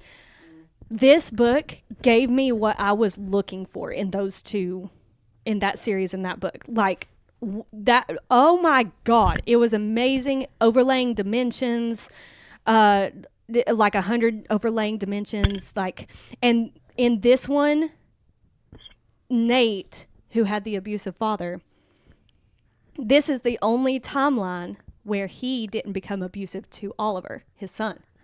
This is the only timeline where he's actually a decent dad after being abused as well. Yeah. So I really liked that. There was a little bit of a lull in the middle, I will say that. But I feel like that's typical with books. We've talked about, there's very few books that doesn't have some section in it where you're like, okay, let's go to the next section. It's hard to be start to finish action, entertainment, engagement. Exactly. You gotta have some exposition. Yes. Yeah, just to build the story. Yeah. It's part of it. But at the end, it felt like there were 4 or 5 different climaxes. There was one comment in the book where they were talking about the current president, and I was just curious on when this book was written. So it was written in 2021. Okay. However, I know that, especially after our interview with Tony Woolley, sometimes things can be in the works for several years. So I was like, you know what? Not even going to dig into which president he might be talking about, because whoever it was, he was not a fan. And so it really could be either. No, it could really be either. Jedediah. Jed. Well, it was like that was his initials, and that's what he went by. Jed. I still don't like you. He was. I could have wrung his neck. He was one of the real villains of the story. I love that. Okay, so they end up being able to like jump dimensions and stuff. And because of that, Nate got the closure that he needed with his dad in one of the lifetimes where his dad wasn't an abusive father. So he got to like have a drink with him, share stories and all that stuff. It was very sweet, and I'm glad he got that. It was one of those also there toward the end where like things from the beginning started making sense. Like he's seeing things at the beginning and he's like, oh my gosh, what is that? Yeah. And then it becomes clear and it's like at like 85% of the way through, it's like, oh, it was that whole time. Yeah. And I loved that feeling. And I don't know how to explain, and maybe y'all will get it. It's like a picture book. Like, you know, the ones where it like flips through the pictures really fast. It's like, oh, from that page before is where it's from. And I don't know if that makes sense. Yeah. But I know what you're talking about, because I'm like, I wondered what part that had in this. Yes. And it's almost like going back to that page where it had a part in it. It's amazing. It's amazing. I gave it 4 stars. It's 3.73 overall. The cheapest option is either Kindle or paperback, but it is not on our local Libby. So, yeah. I'm excited to hear your thoughts. It is worth a credit. I'm excited to hear your thoughts about this next book. Next is Hannah, The Christmas Tree Farm. This makes or breaks the Pumpkin Spice series. It breaks it. I'm going to go ahead and tell you that. It breaks it. Y'all don't even bother. Don't even bother. It's not worth it. The Christmas Tree Farm by Laurie Gilmore. Here's the synopsis. Kira North hates Christmas, which is unfortunate since she just bought a Christmas tree farm in a town that's too cute for its own good. Bennett Ellis is on vacation in Dream Harbor, taking a break from his life in California, and most importantly, taking a break from his latest run of disastrous dates.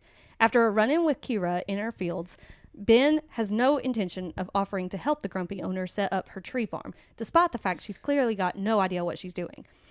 Kira knows she should stop being so stubborn, but her farm is not all cute and cozy like people always show on social media. It's borderline dangerous with no heating, and she'd rather no one saw it. But somehow fate finds Ben at Kira's farm once more, and as Kira watches him swing an axe at the first tree, she finds herself appreciating his strength and questioning why she refused help in the first place. I agree, a man with an axe, though. Oh, yeah.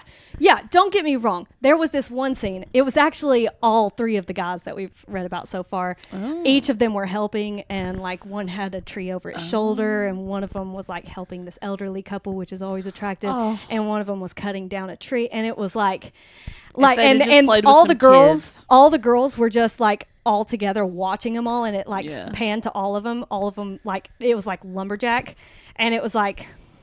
It was an ovulation scene right there. Yeah, I was like, she's right. And this one's for the female gaze right here. This one, she knows what she's doing. So I did appreciate that. Thank you, Laurie Gilmore. But I will say that the consent got under control.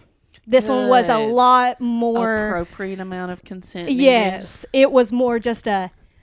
do you want to do this? Yes. And then they're at it. Like, woo! It was, I appreciate that. So thank you for that. It was another quick read. Thank God.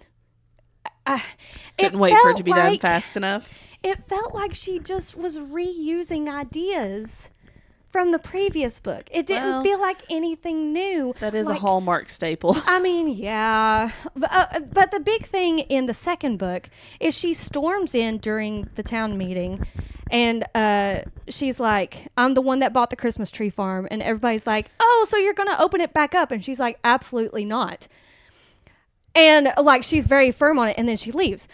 So the very beginning of this one, she's like...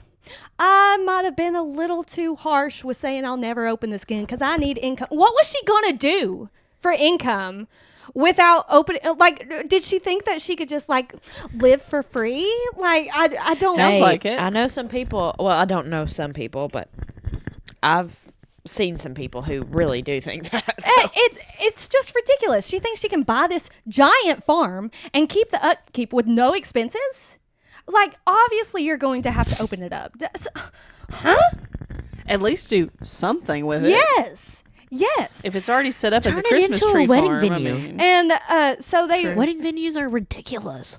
I mean, yeah. True. You stick wedding on there and it gets expensive. Yeah. I've been trying to get my in-laws to make a wedding venue. It's smart for any farm, and really. I get royalties for coming up with the idea. There you go. The no extra long consent was about the only thing she did right in this book. Yeah. Here they finally had enough consent. Yeah, finally. After 2 books. Here were some actual notes that I took as I was going through this book. Her reason for moving to the city was almost exactly like Jeannie's. She needed to start over. Really? Yeah. Did somebody die? No, nobody died this time. Her sister moved away, and her twin sister, I should say, and she was feeling lonely, and she grew up in a very privileged household, and she wanted to start taking care of herself. And that was her move. But the point is, she wanted to start over, and we already did that. We already did that with Jeannie. Yeah. Like, you know, Make something new. I literally wrote at one point, eye roll in asterisks. I wrote that on here. I've seen this film before. I said, sheesh, like Bennett, it. not very subtle, are you? Horn dog. He was not subtle at all. She kept degrading herself and thinking she wasn't good enough for what she was doing. And I was like, didn't we just read this with Noah in the Cinnamon Bun bookstore? Because we did. That was his big thing. He never graduated high school, so he kept feeling like he didn't know what he was doing, even though he was doing just fine. And so it was Noah had a baby, and it became the owner of the Christmas tree farm. Yes, basically. One thing I highlighted was Bennett saying about himself, maybe the women he usually dated ditched him after a few dates, not because they were using him, but maybe just because he was boring. And God bless, he really was. He was so boring. That was one of the most boring main characters I have ever read about. He had nothing to offer. Yeah. He was too golden retriever. He wanted to fix everything. So her heater not working, he had to fix it. And it was just like boring. You gotta be this. If you're gonna do this, you gotta be the silent brooding one. You show up, you grunt a few times, you fix the AC, and then you leave, and you're angry about it.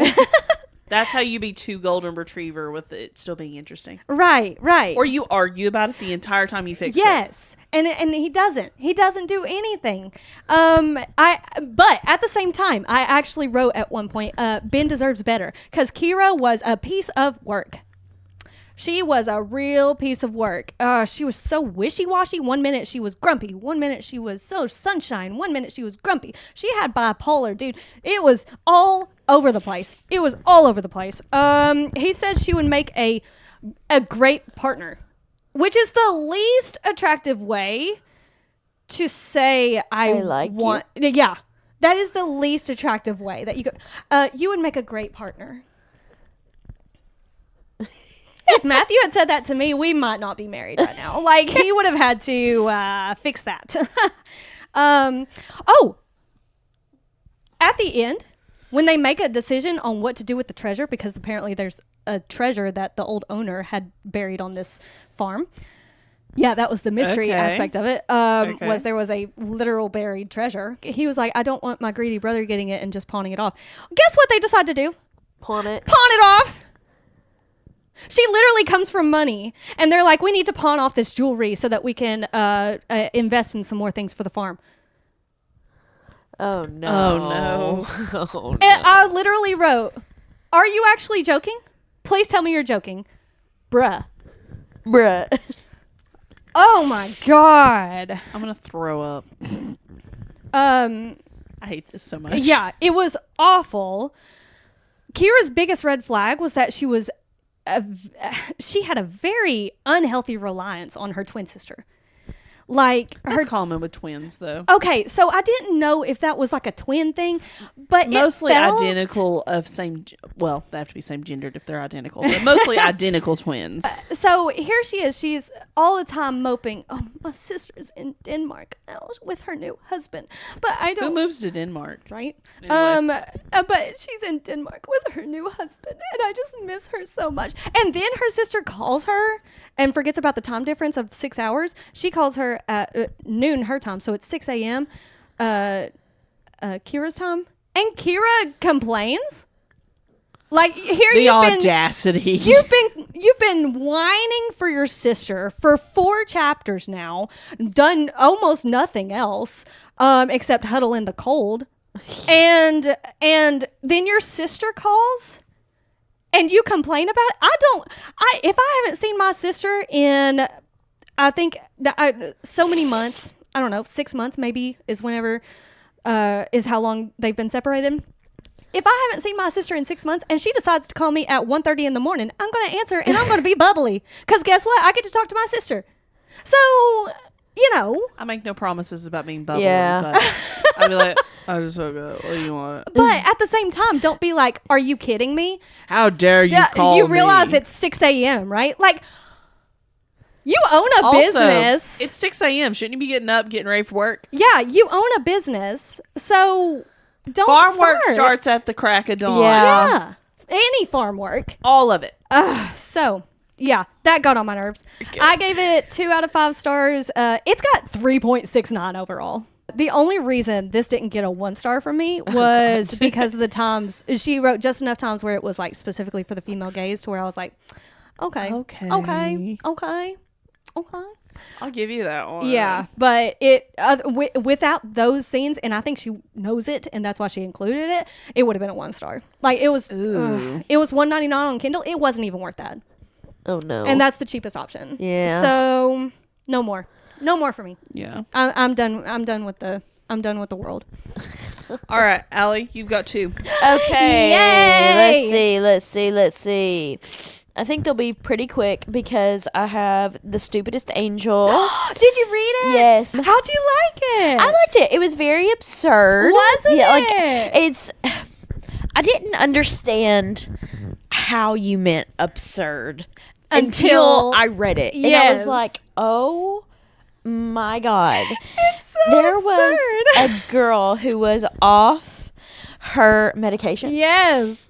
Oh. Yeah. Thought she was an actress back in the day. And she was like a warrior princess in that TV show. Yeah. And she was with great married boobs. to one of the sheriff deputies. Yes. And like just absolutely insane. I loved it. But also it was so funny. But I don't know if that type of story is for me. I gotcha. It was funny. It was so funny. That's a one-time kind of story. Yes. I gotcha. Yes. I gotcha. I don't know. I had Lamb on hold. Oh, I'm definitely and gonna I let it lapse. Okay. It's not a long wait, so it doesn't really matter. But if anything, I do think I need to wait. Give yourself time in between The Stupidest Angel not and that my one. style. And that's fun. Did you picture Wooly narrating it like I did? No. No? I didn't really picture anybody. I pictured... It's kind of one of those where nobody really had a face. I gotcha. Yeah. So then I finally finished Two Twisted Crowns by Rachel Gillig. How was it?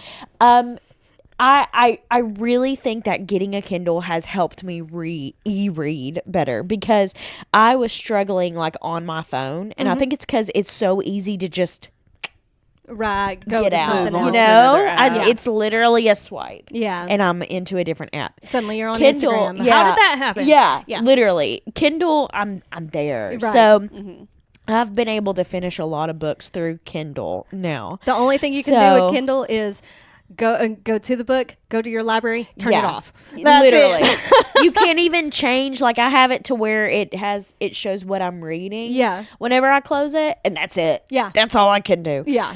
Anywho, so I already read. This is the second book in the Shepherd King series. Yes. The first one is called One Dark Window. This one is called Two Twisted Crowns. It is just a duology. So this is the end. Oh, okay. So I interesting. did. Yeah. It was good. Once I actually started reading it on my Kindle, it was very, very good. You got Again, into it. I think it was because of my phone that I wasn't Nice. able to get into this one. Gotcha. For the synopsis for the Two Twisted Crowns. Can you read it without giving spoilers? Yes. Okay. Yes. Okay. It says, gripped by a tyrant king and in the thrall of dark magic, the kingdom is in peril.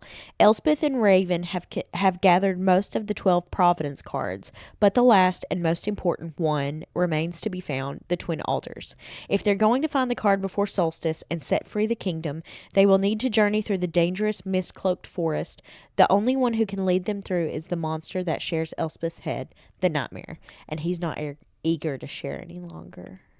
Ooh. It's good. It's good. I like it. I'm excited to read them. Is the second one on Kindle Unlimited too? Yes, both of them are on Kindle Unlimited. Great. Yeah. Fantastic. I would highly suggest Two Twisted Crowns. I would highly suggest One Dark Window, personally. But, yeah. It was good. I honestly, I would give it a 4.5. So in Casey's mind, I would give it a 5. Nice. I like it. So I'm excited for your next one. Yes, I figured you would see that. I saw that you only gave it 3 stars. Yes. Okay, so this is Tom Lake by Ann Patchett. If you've been with us for a while. Yeah, I read this in September. Yeah, no, this was October, because I read it the same September. No, it was the very first one. So it was August. Yeah. Oh, well, look at me. I don't know my months. So this is Tom Lake by Ann Patchett. Allie read this one in August, so it is on our second episode, yes. August reading debrief. So I read it from December 17th to December 23rd on Libby. It is a beautiful book. Yes, it is a beautiful book. I really liked the structure of the book. Did you the back listen and to forth? it? I did. Okay, good. And she did fantastic. Oh my God, Meryl Streep, everybody. Yeah. Oh my gosh. I'm not going to read the synopsis. You didn't give it 4 stars just for Meryl Streep? No. The extra star wasn't for Meryl Streep? No. That's what my 4-star was. No, she did a really good job. Fantastic. I loved her voice. And I liked the structure of the book of going back and forth between it's almost like a storytelling. Yes. It felt like it's for anybody who's a fan of The Princess Bride, the back and forth where the grandfather is telling the story to the kid and then they story are going itself. Into the story. Yes. Yeah. It's very much like that and it's very good. I love Meryl Streep. Yes, her voice is so soothing. I know. Don't you want to fall asleep? Soothing. Oh, yes. I love Meryl Streep. My goodness. So I really like that it incorporated the pandemic without being overbearing with it. I have read books where it was during pandemic times and it was like, oh my God. I agree. God. I've read and stopped reading that one book for that a little bit. Yes. I DNF'd a book for that reason. We all want to kind of put it out of our minds. It is. Let me live in my fictional world. Yes. I lived that. I don't need to. Exactly. Yeah. The whole point is to get away from real world stuff. Yeah. That's the point of reading. I don't want to be in reality.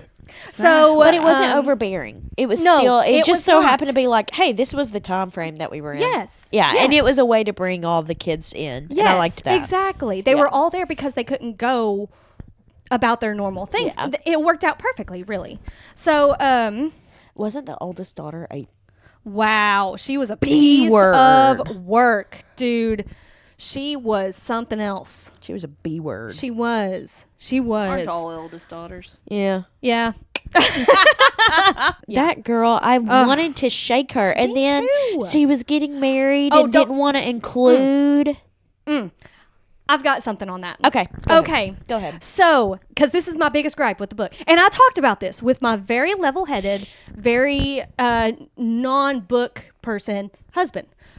We have decided, the two of us, we have talked about it from the beginning, how we don't want children. We have multiple reasons for that decision.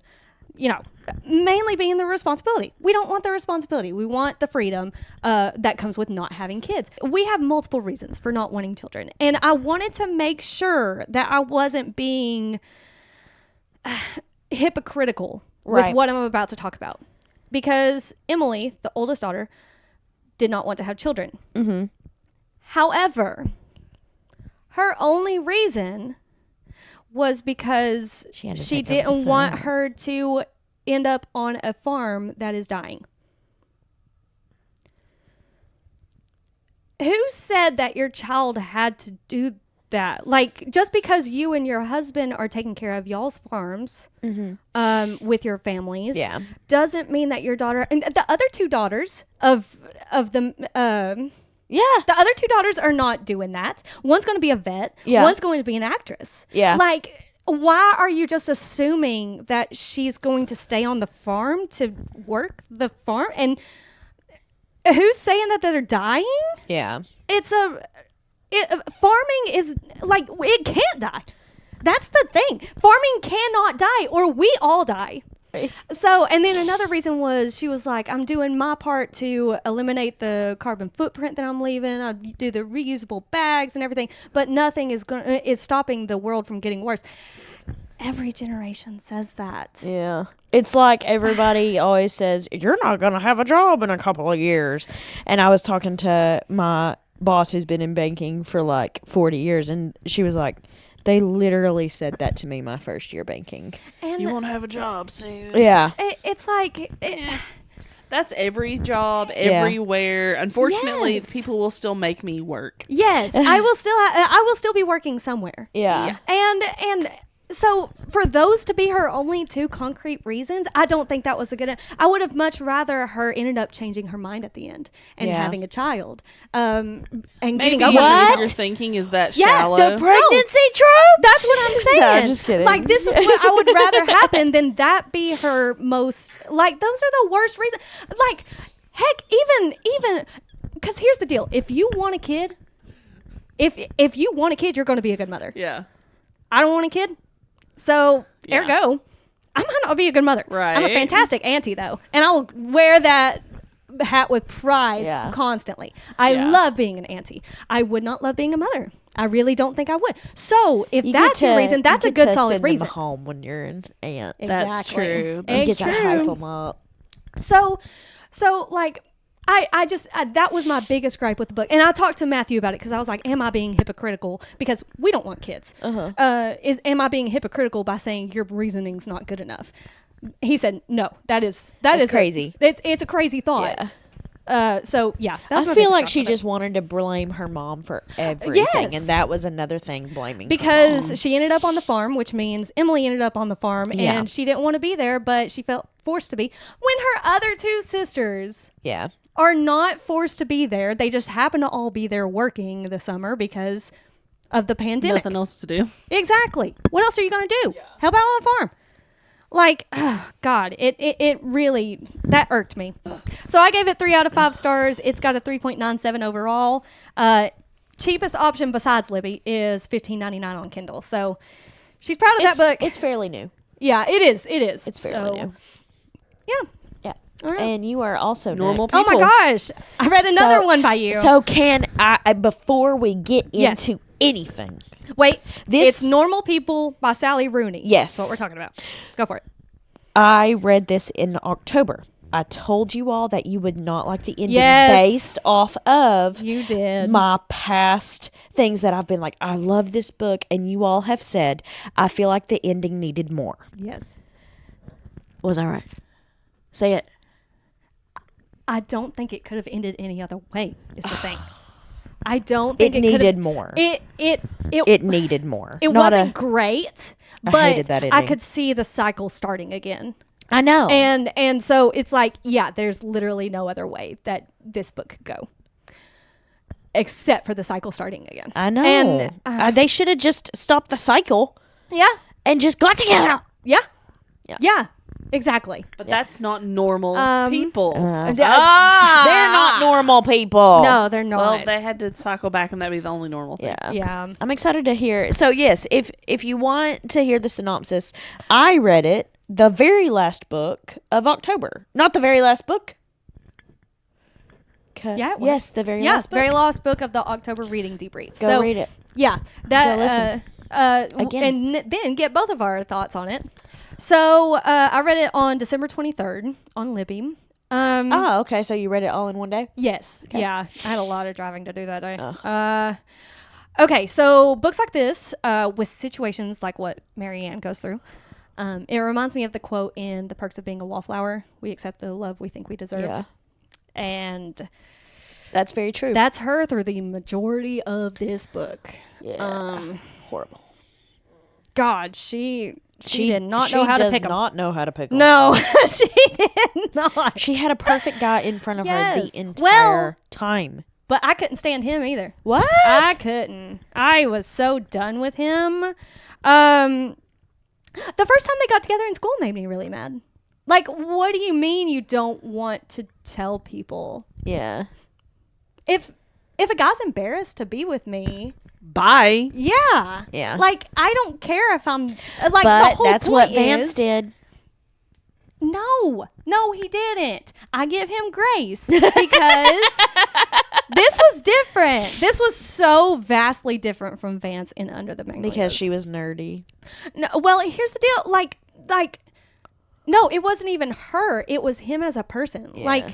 Like I saw nothing wrong with her. She was just being quirky. That's what you are in high school. You want to be a little bit off the radar. You want to be we talked about this in the back to school episode. You want that little bit of angst to go with everything. And she's very angsty.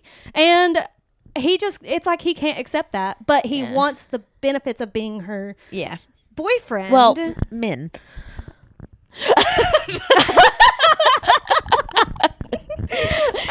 You're not wrong. I understand a guy not showing much affection in public. I have a man that does not show much affection in public.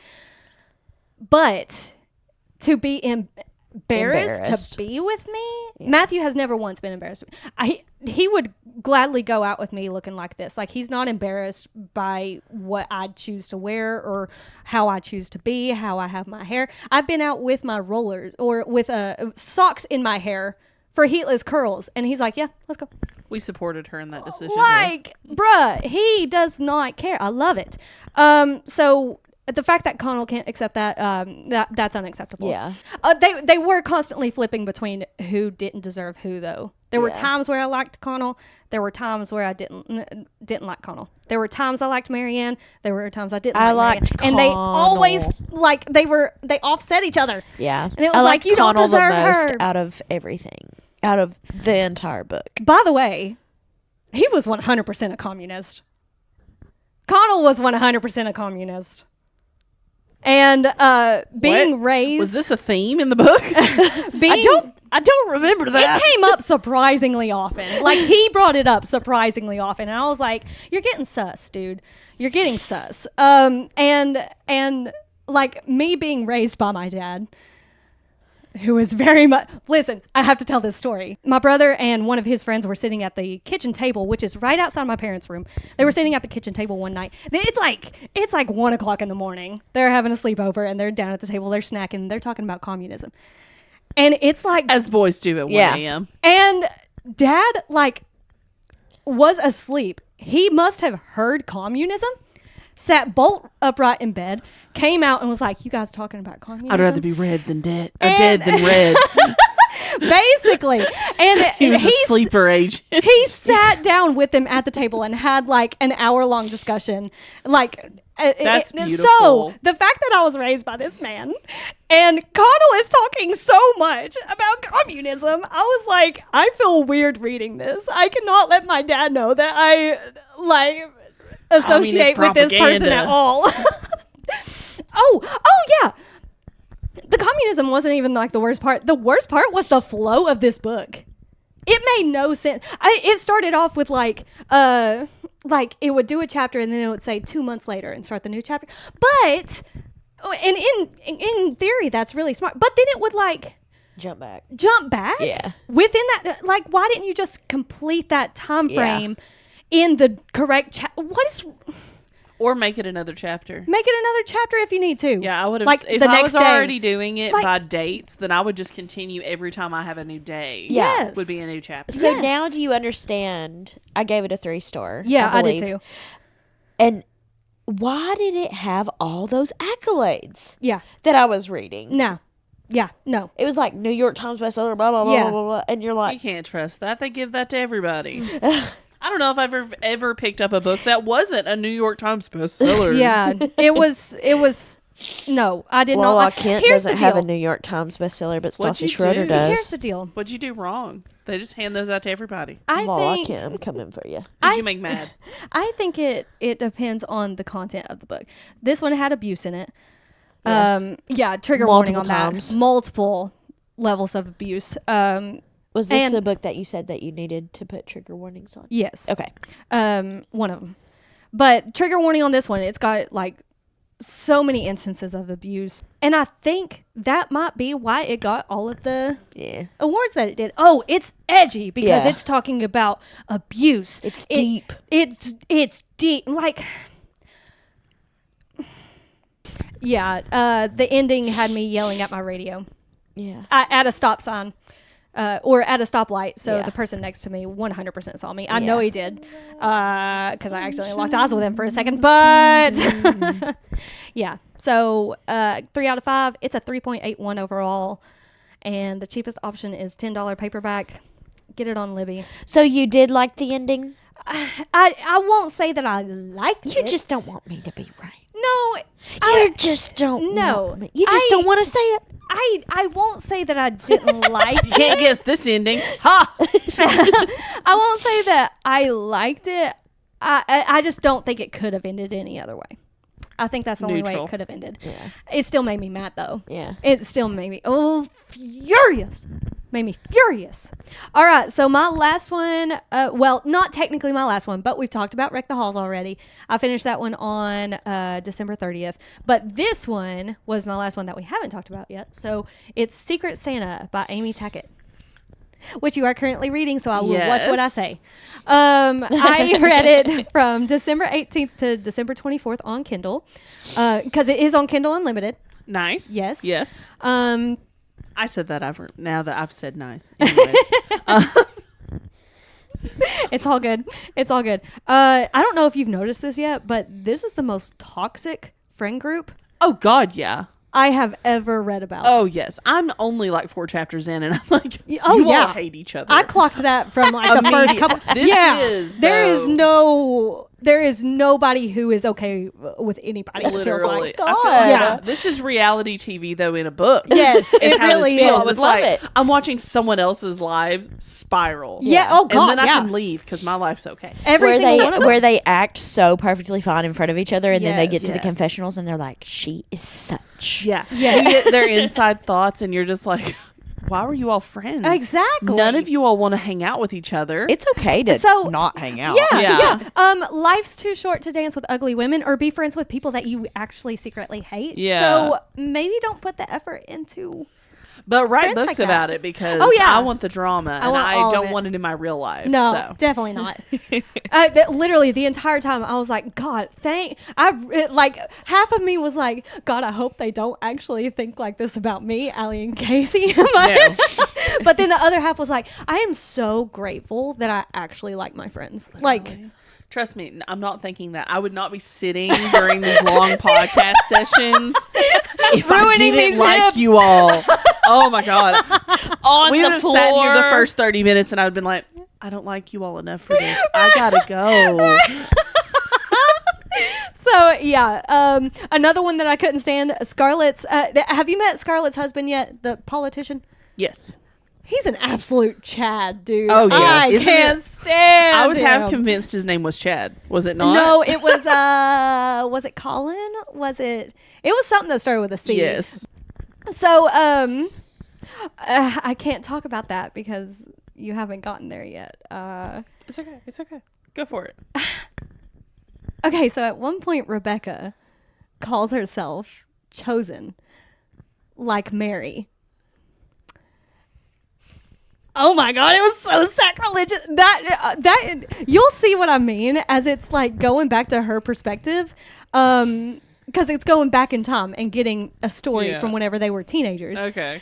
And oh my God, it is all around sacrilegious. I am talking. It is Christmas Eve. Like they end up at a manger scene outside of a church. And like Hate she's when that happens. I was like, my God, am I going to get struck down just for reading this? My God. Huge red flag. Oh yeah. there are multiple things that need to be trigger warning on this one. Really? Yes, it's actually a giant trigger warning. So watch it, people. Yikes. Read through those. Reminder to always check the trigger warnings. Yes. Especially for this one. Be prepared. Yet another one. I hate modern slang in books. This is a good book. I'm okay with it. This is a good book. It was very immersive. I felt like I was in it.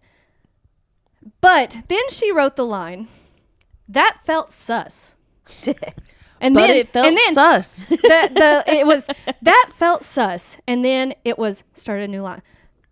Very sus, and then started a new line. It just took me straight out of the story. I was like, oh God, it was terrible. If Hannah, future Hannah, not this Hannah, when you're editing, can you clip together that part where you called something sus that we were reading? Yeah. No, like I said, I will use it all day long. I but don't you remember. Can't write it. She said something about a book you all had read. Somebody was acting really sus. Yeah.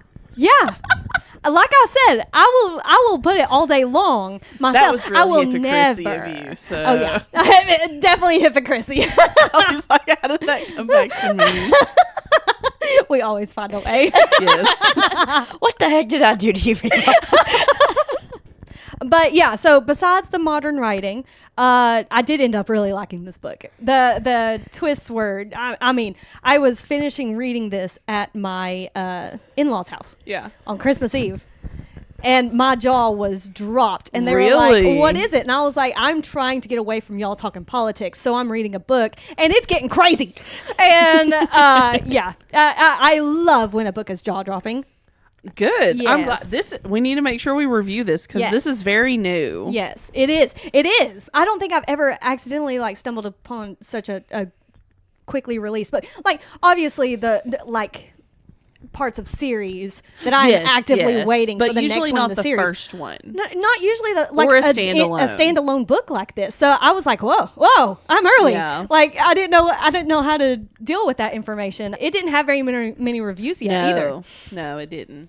So there's only one character that isn't discussed at the end of the book, and I really want to know what happens to this character, and it's just not talked about after this person is out of one scene. We don't even realize it's the last scene with this person, and then they're just not talked about again. It's kind of left high and dry there. So I'm a little curious on that. I gave it a 4 out of 5. It's a 3.86 overall. Okay, cool. Yeah, and it's on Kindle Unlimited, but it's also only $7.49 on Audible, so that's less than the price of a credit. Oh, so you can a few dollars less than a credit. So there you go. All right, and that was my Wreck the Halls. Like I said, was Wreck the Halls. We already did that. I'm not been there, done that. I'm not diving into that one again. Are you sure? You seem to have loved it enough. You could talk about it twice. Oh, I could 100% keep talking about how much I hate this book, but I will not for the sake of time.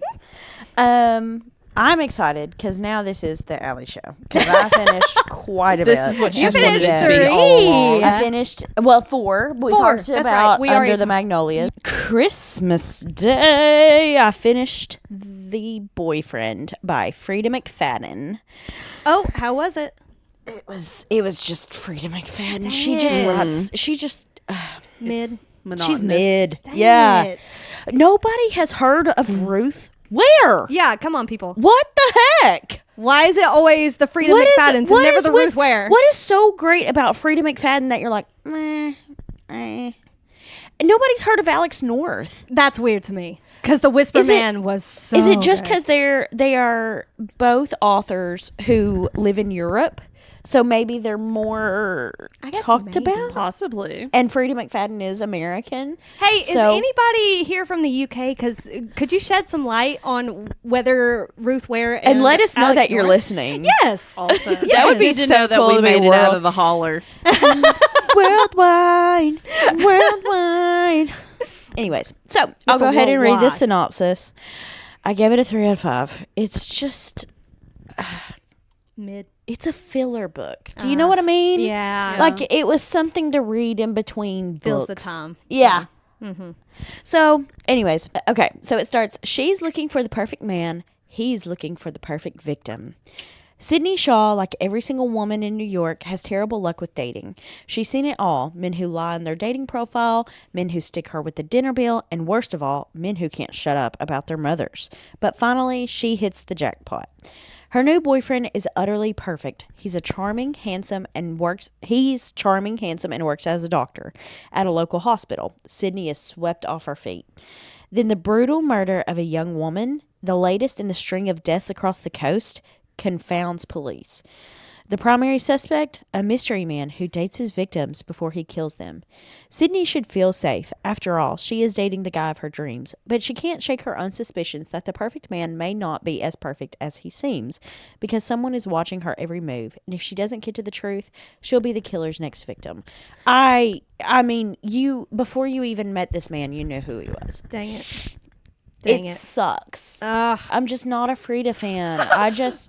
The first comment I saw about it says 2.75. I love Frida's books, but not all of them are masterpieces. Solid. I have not found... The Housemaid is great, and I think that she's just living off the high. Everybody's like, but The Housemaid's so good. Right. Next comment. In the words of Forrest Gump, stupid is as stupid does.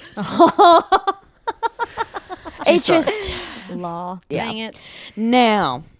This next book, Look Closer, by David Ellis. This book had my jaw on the floor so many times. Really? So good. I was like, what? So, let me read the synopsis. Simon and Vicky couldn't seem more normal. A wealthy Chicago couple, he a respected law professor, she an advocate for domestic violence victims, a stable if unexciting marriage. But one thing's for sure, absolutely nothing is what it seems.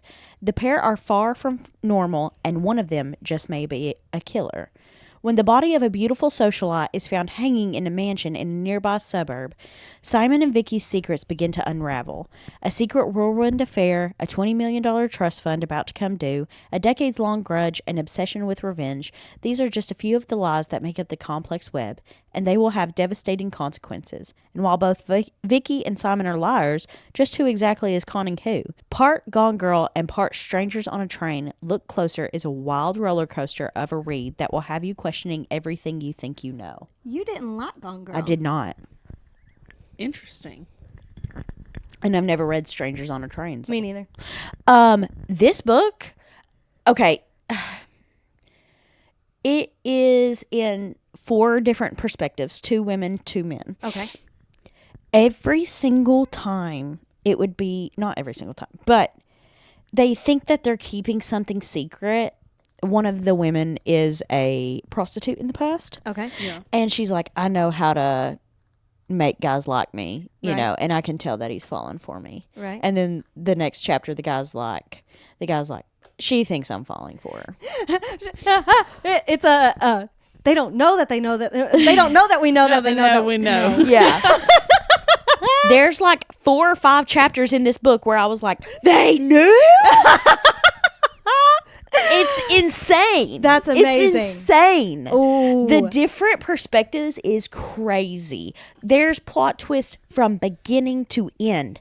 And I like that because you're always waiting on the plot twist at the end. Okay. But you're just getting them head on. Yeah. Nice. It's crazy. Highly suggest this book. This is a 4-star. Who's it by again? David Ellis. By David Ellis. Not scary, so I would suggest it for you too, Casey. Thank you. I don't think I had to wait long for it on Libby. I don't know what it is on Kindle. Sorry. I read it on Libby, and that's how you're going to find out how much it is, because it's free. Fantastic book. I have never pulled for bad people as much as I did in this book.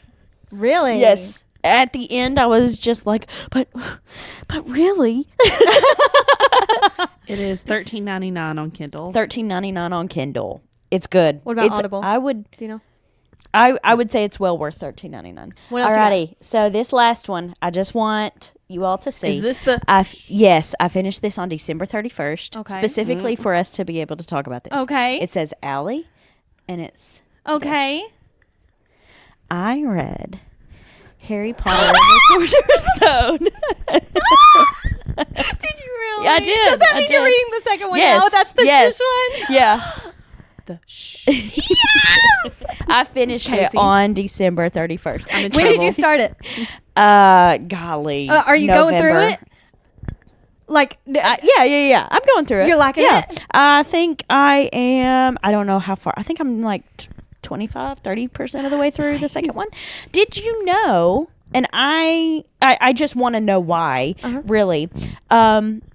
It used to be called Harry Potter and the Philosopher's Stone. That is the Okay. the European Oh. version. Yeah. Of Yeah. Sorcerer. Yes. Okay. Yes. I don't understand why, but It was apparently a difference in how we'd understand those two words. Yeah, because That- philosopher is like Philosopher to us is like Aristotle, Yeah. but they would also attach it to other things, whereas Okay. we're like magic, Sorcerer. Yeah, sorcerer. magic. Yeah. Okay. cool. Yeah. I gave it a 4.5. Again, I'm very stingy with my 5s. Here Isn't lately. it so It's good. It's good. I liked it. I cannot wait. Oh, if you read the first one, we can go ahead and take the house quiz. And Yeah. Yes. Yeah. So get on the first one so Fine. we can let the people know for sure what houses we're I in. personally think I am a Ravenclaw. I could see that. Yes. I could see that. But don't take a test yet. Okay. Don't until she's ready. Okay. Okay. I made you wait for so long. I guess Love that you I'll. so much. Thank you so much. Merry Christmas. That's all you're getting. That's all you had to get me. I am so filled with joy right now. I have so much joy in my heart right now. It was very good. It was very good. It took me a hot minute to get into it though, because the first like 40% of it did feel, I was like, okay, well, this is obviously a children's book. And That's my concern. Yes, well, but it gets better. yes, Yeah. it gets better. It gets more mature. And just wait until Goblet of Fire. Y'all are it's gonna pop off. It pops off. And I can't wait to discuss it. Oh my God, I can't wait to discuss it. Sorry. Go ahead. What a fantastic ending. So I think I'm going to change your mind. I know that Snape becomes a good guy, okay? And you said what he does is not forgivable. They already kind of made him forgivable at the end of the first book. Is there more things that he does throughout the series that I'm going to... Okay. Yeah. There's more. Yeah. There's still more. But I think overall, the bullying of one of his students is unforgivable. Yeah. Especially when they are young. And that young. 11.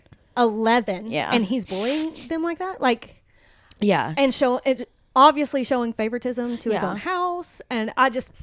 it's not He's redeemable. competitive. Come on. No. Do you Allie view would've. me?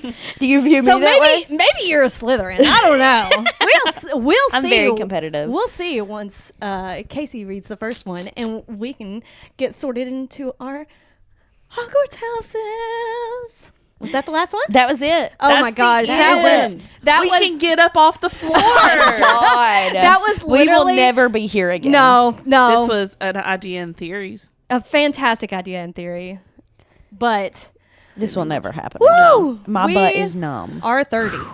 As you noticed us wallowing around. so just a reminder, we do still have the survey is going to stay available for quite some time, I would say. Yeah. It won't have any of the New Year's episodes on there, but fill it in however you see fit. It's completely anonymous, so You can also leave comments. Yeah, you So can if leave you comments. if you prefer to New Year, yes. Just let us know. yeah, in the comments. still pick your top 3. Yes. So we are on Instagram.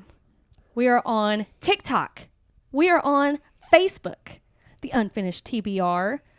We've got an email, the unfinishedtbr@gmail.com. So feel free to send us things, comment on our things. Let's keep the conversation going. We love talking. And so let's keep talking. Yeah. Let's do it. Like and Yes. subscribe. Like and rate us subscribe. on Google. Yes. Follow little us. bell. Yes. Yeah, hit the Hit bell. the bell. YouTube, Spotify. Leave comments on TikTok. Yes. I'm I'm still reading and like screenshotting everything. So leave comments on YouTube. Yes. Yeah. If the best way to help out is to interact. yes. Right now. Yes. Right now, because we are in the process of promoting. Yes. We are not, So the best way to help is to like, comment, rate, and review. That is the best thing that you could do. If you want to help us out for the new year, if you want to be more charitable in 2025, that is your Contribution. yeah, that is your New Year's resolution. Yes. You're wanting to be more charitable. Come contribute. Yeah. It's easy. love you. And Takes less than 10 seconds. yes, exactly. We love you and we want to hear from you. We care about your opinions as well. We are constantly wanting to add to our TBRs. Yes. So I got some today. Yes, I did as well. Thanks Same. again, ladies. Y'all hit it out of the park every time. I swear. Y'all are reading some good ones. So let's talk about it some more. Yeah. Come find us on one of these places. We'll see you next time. And Love you so much. we love you.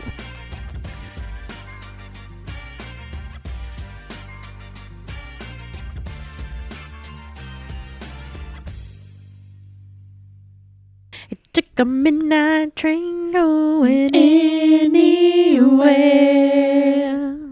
Is he a city boy? Just a city boy. Born and raised in South Detroit. Oh, Boston, probably in this case. It took a midnight train going anywhere. So, okay. So, You can't say small town girl and expect I me not to know. do that.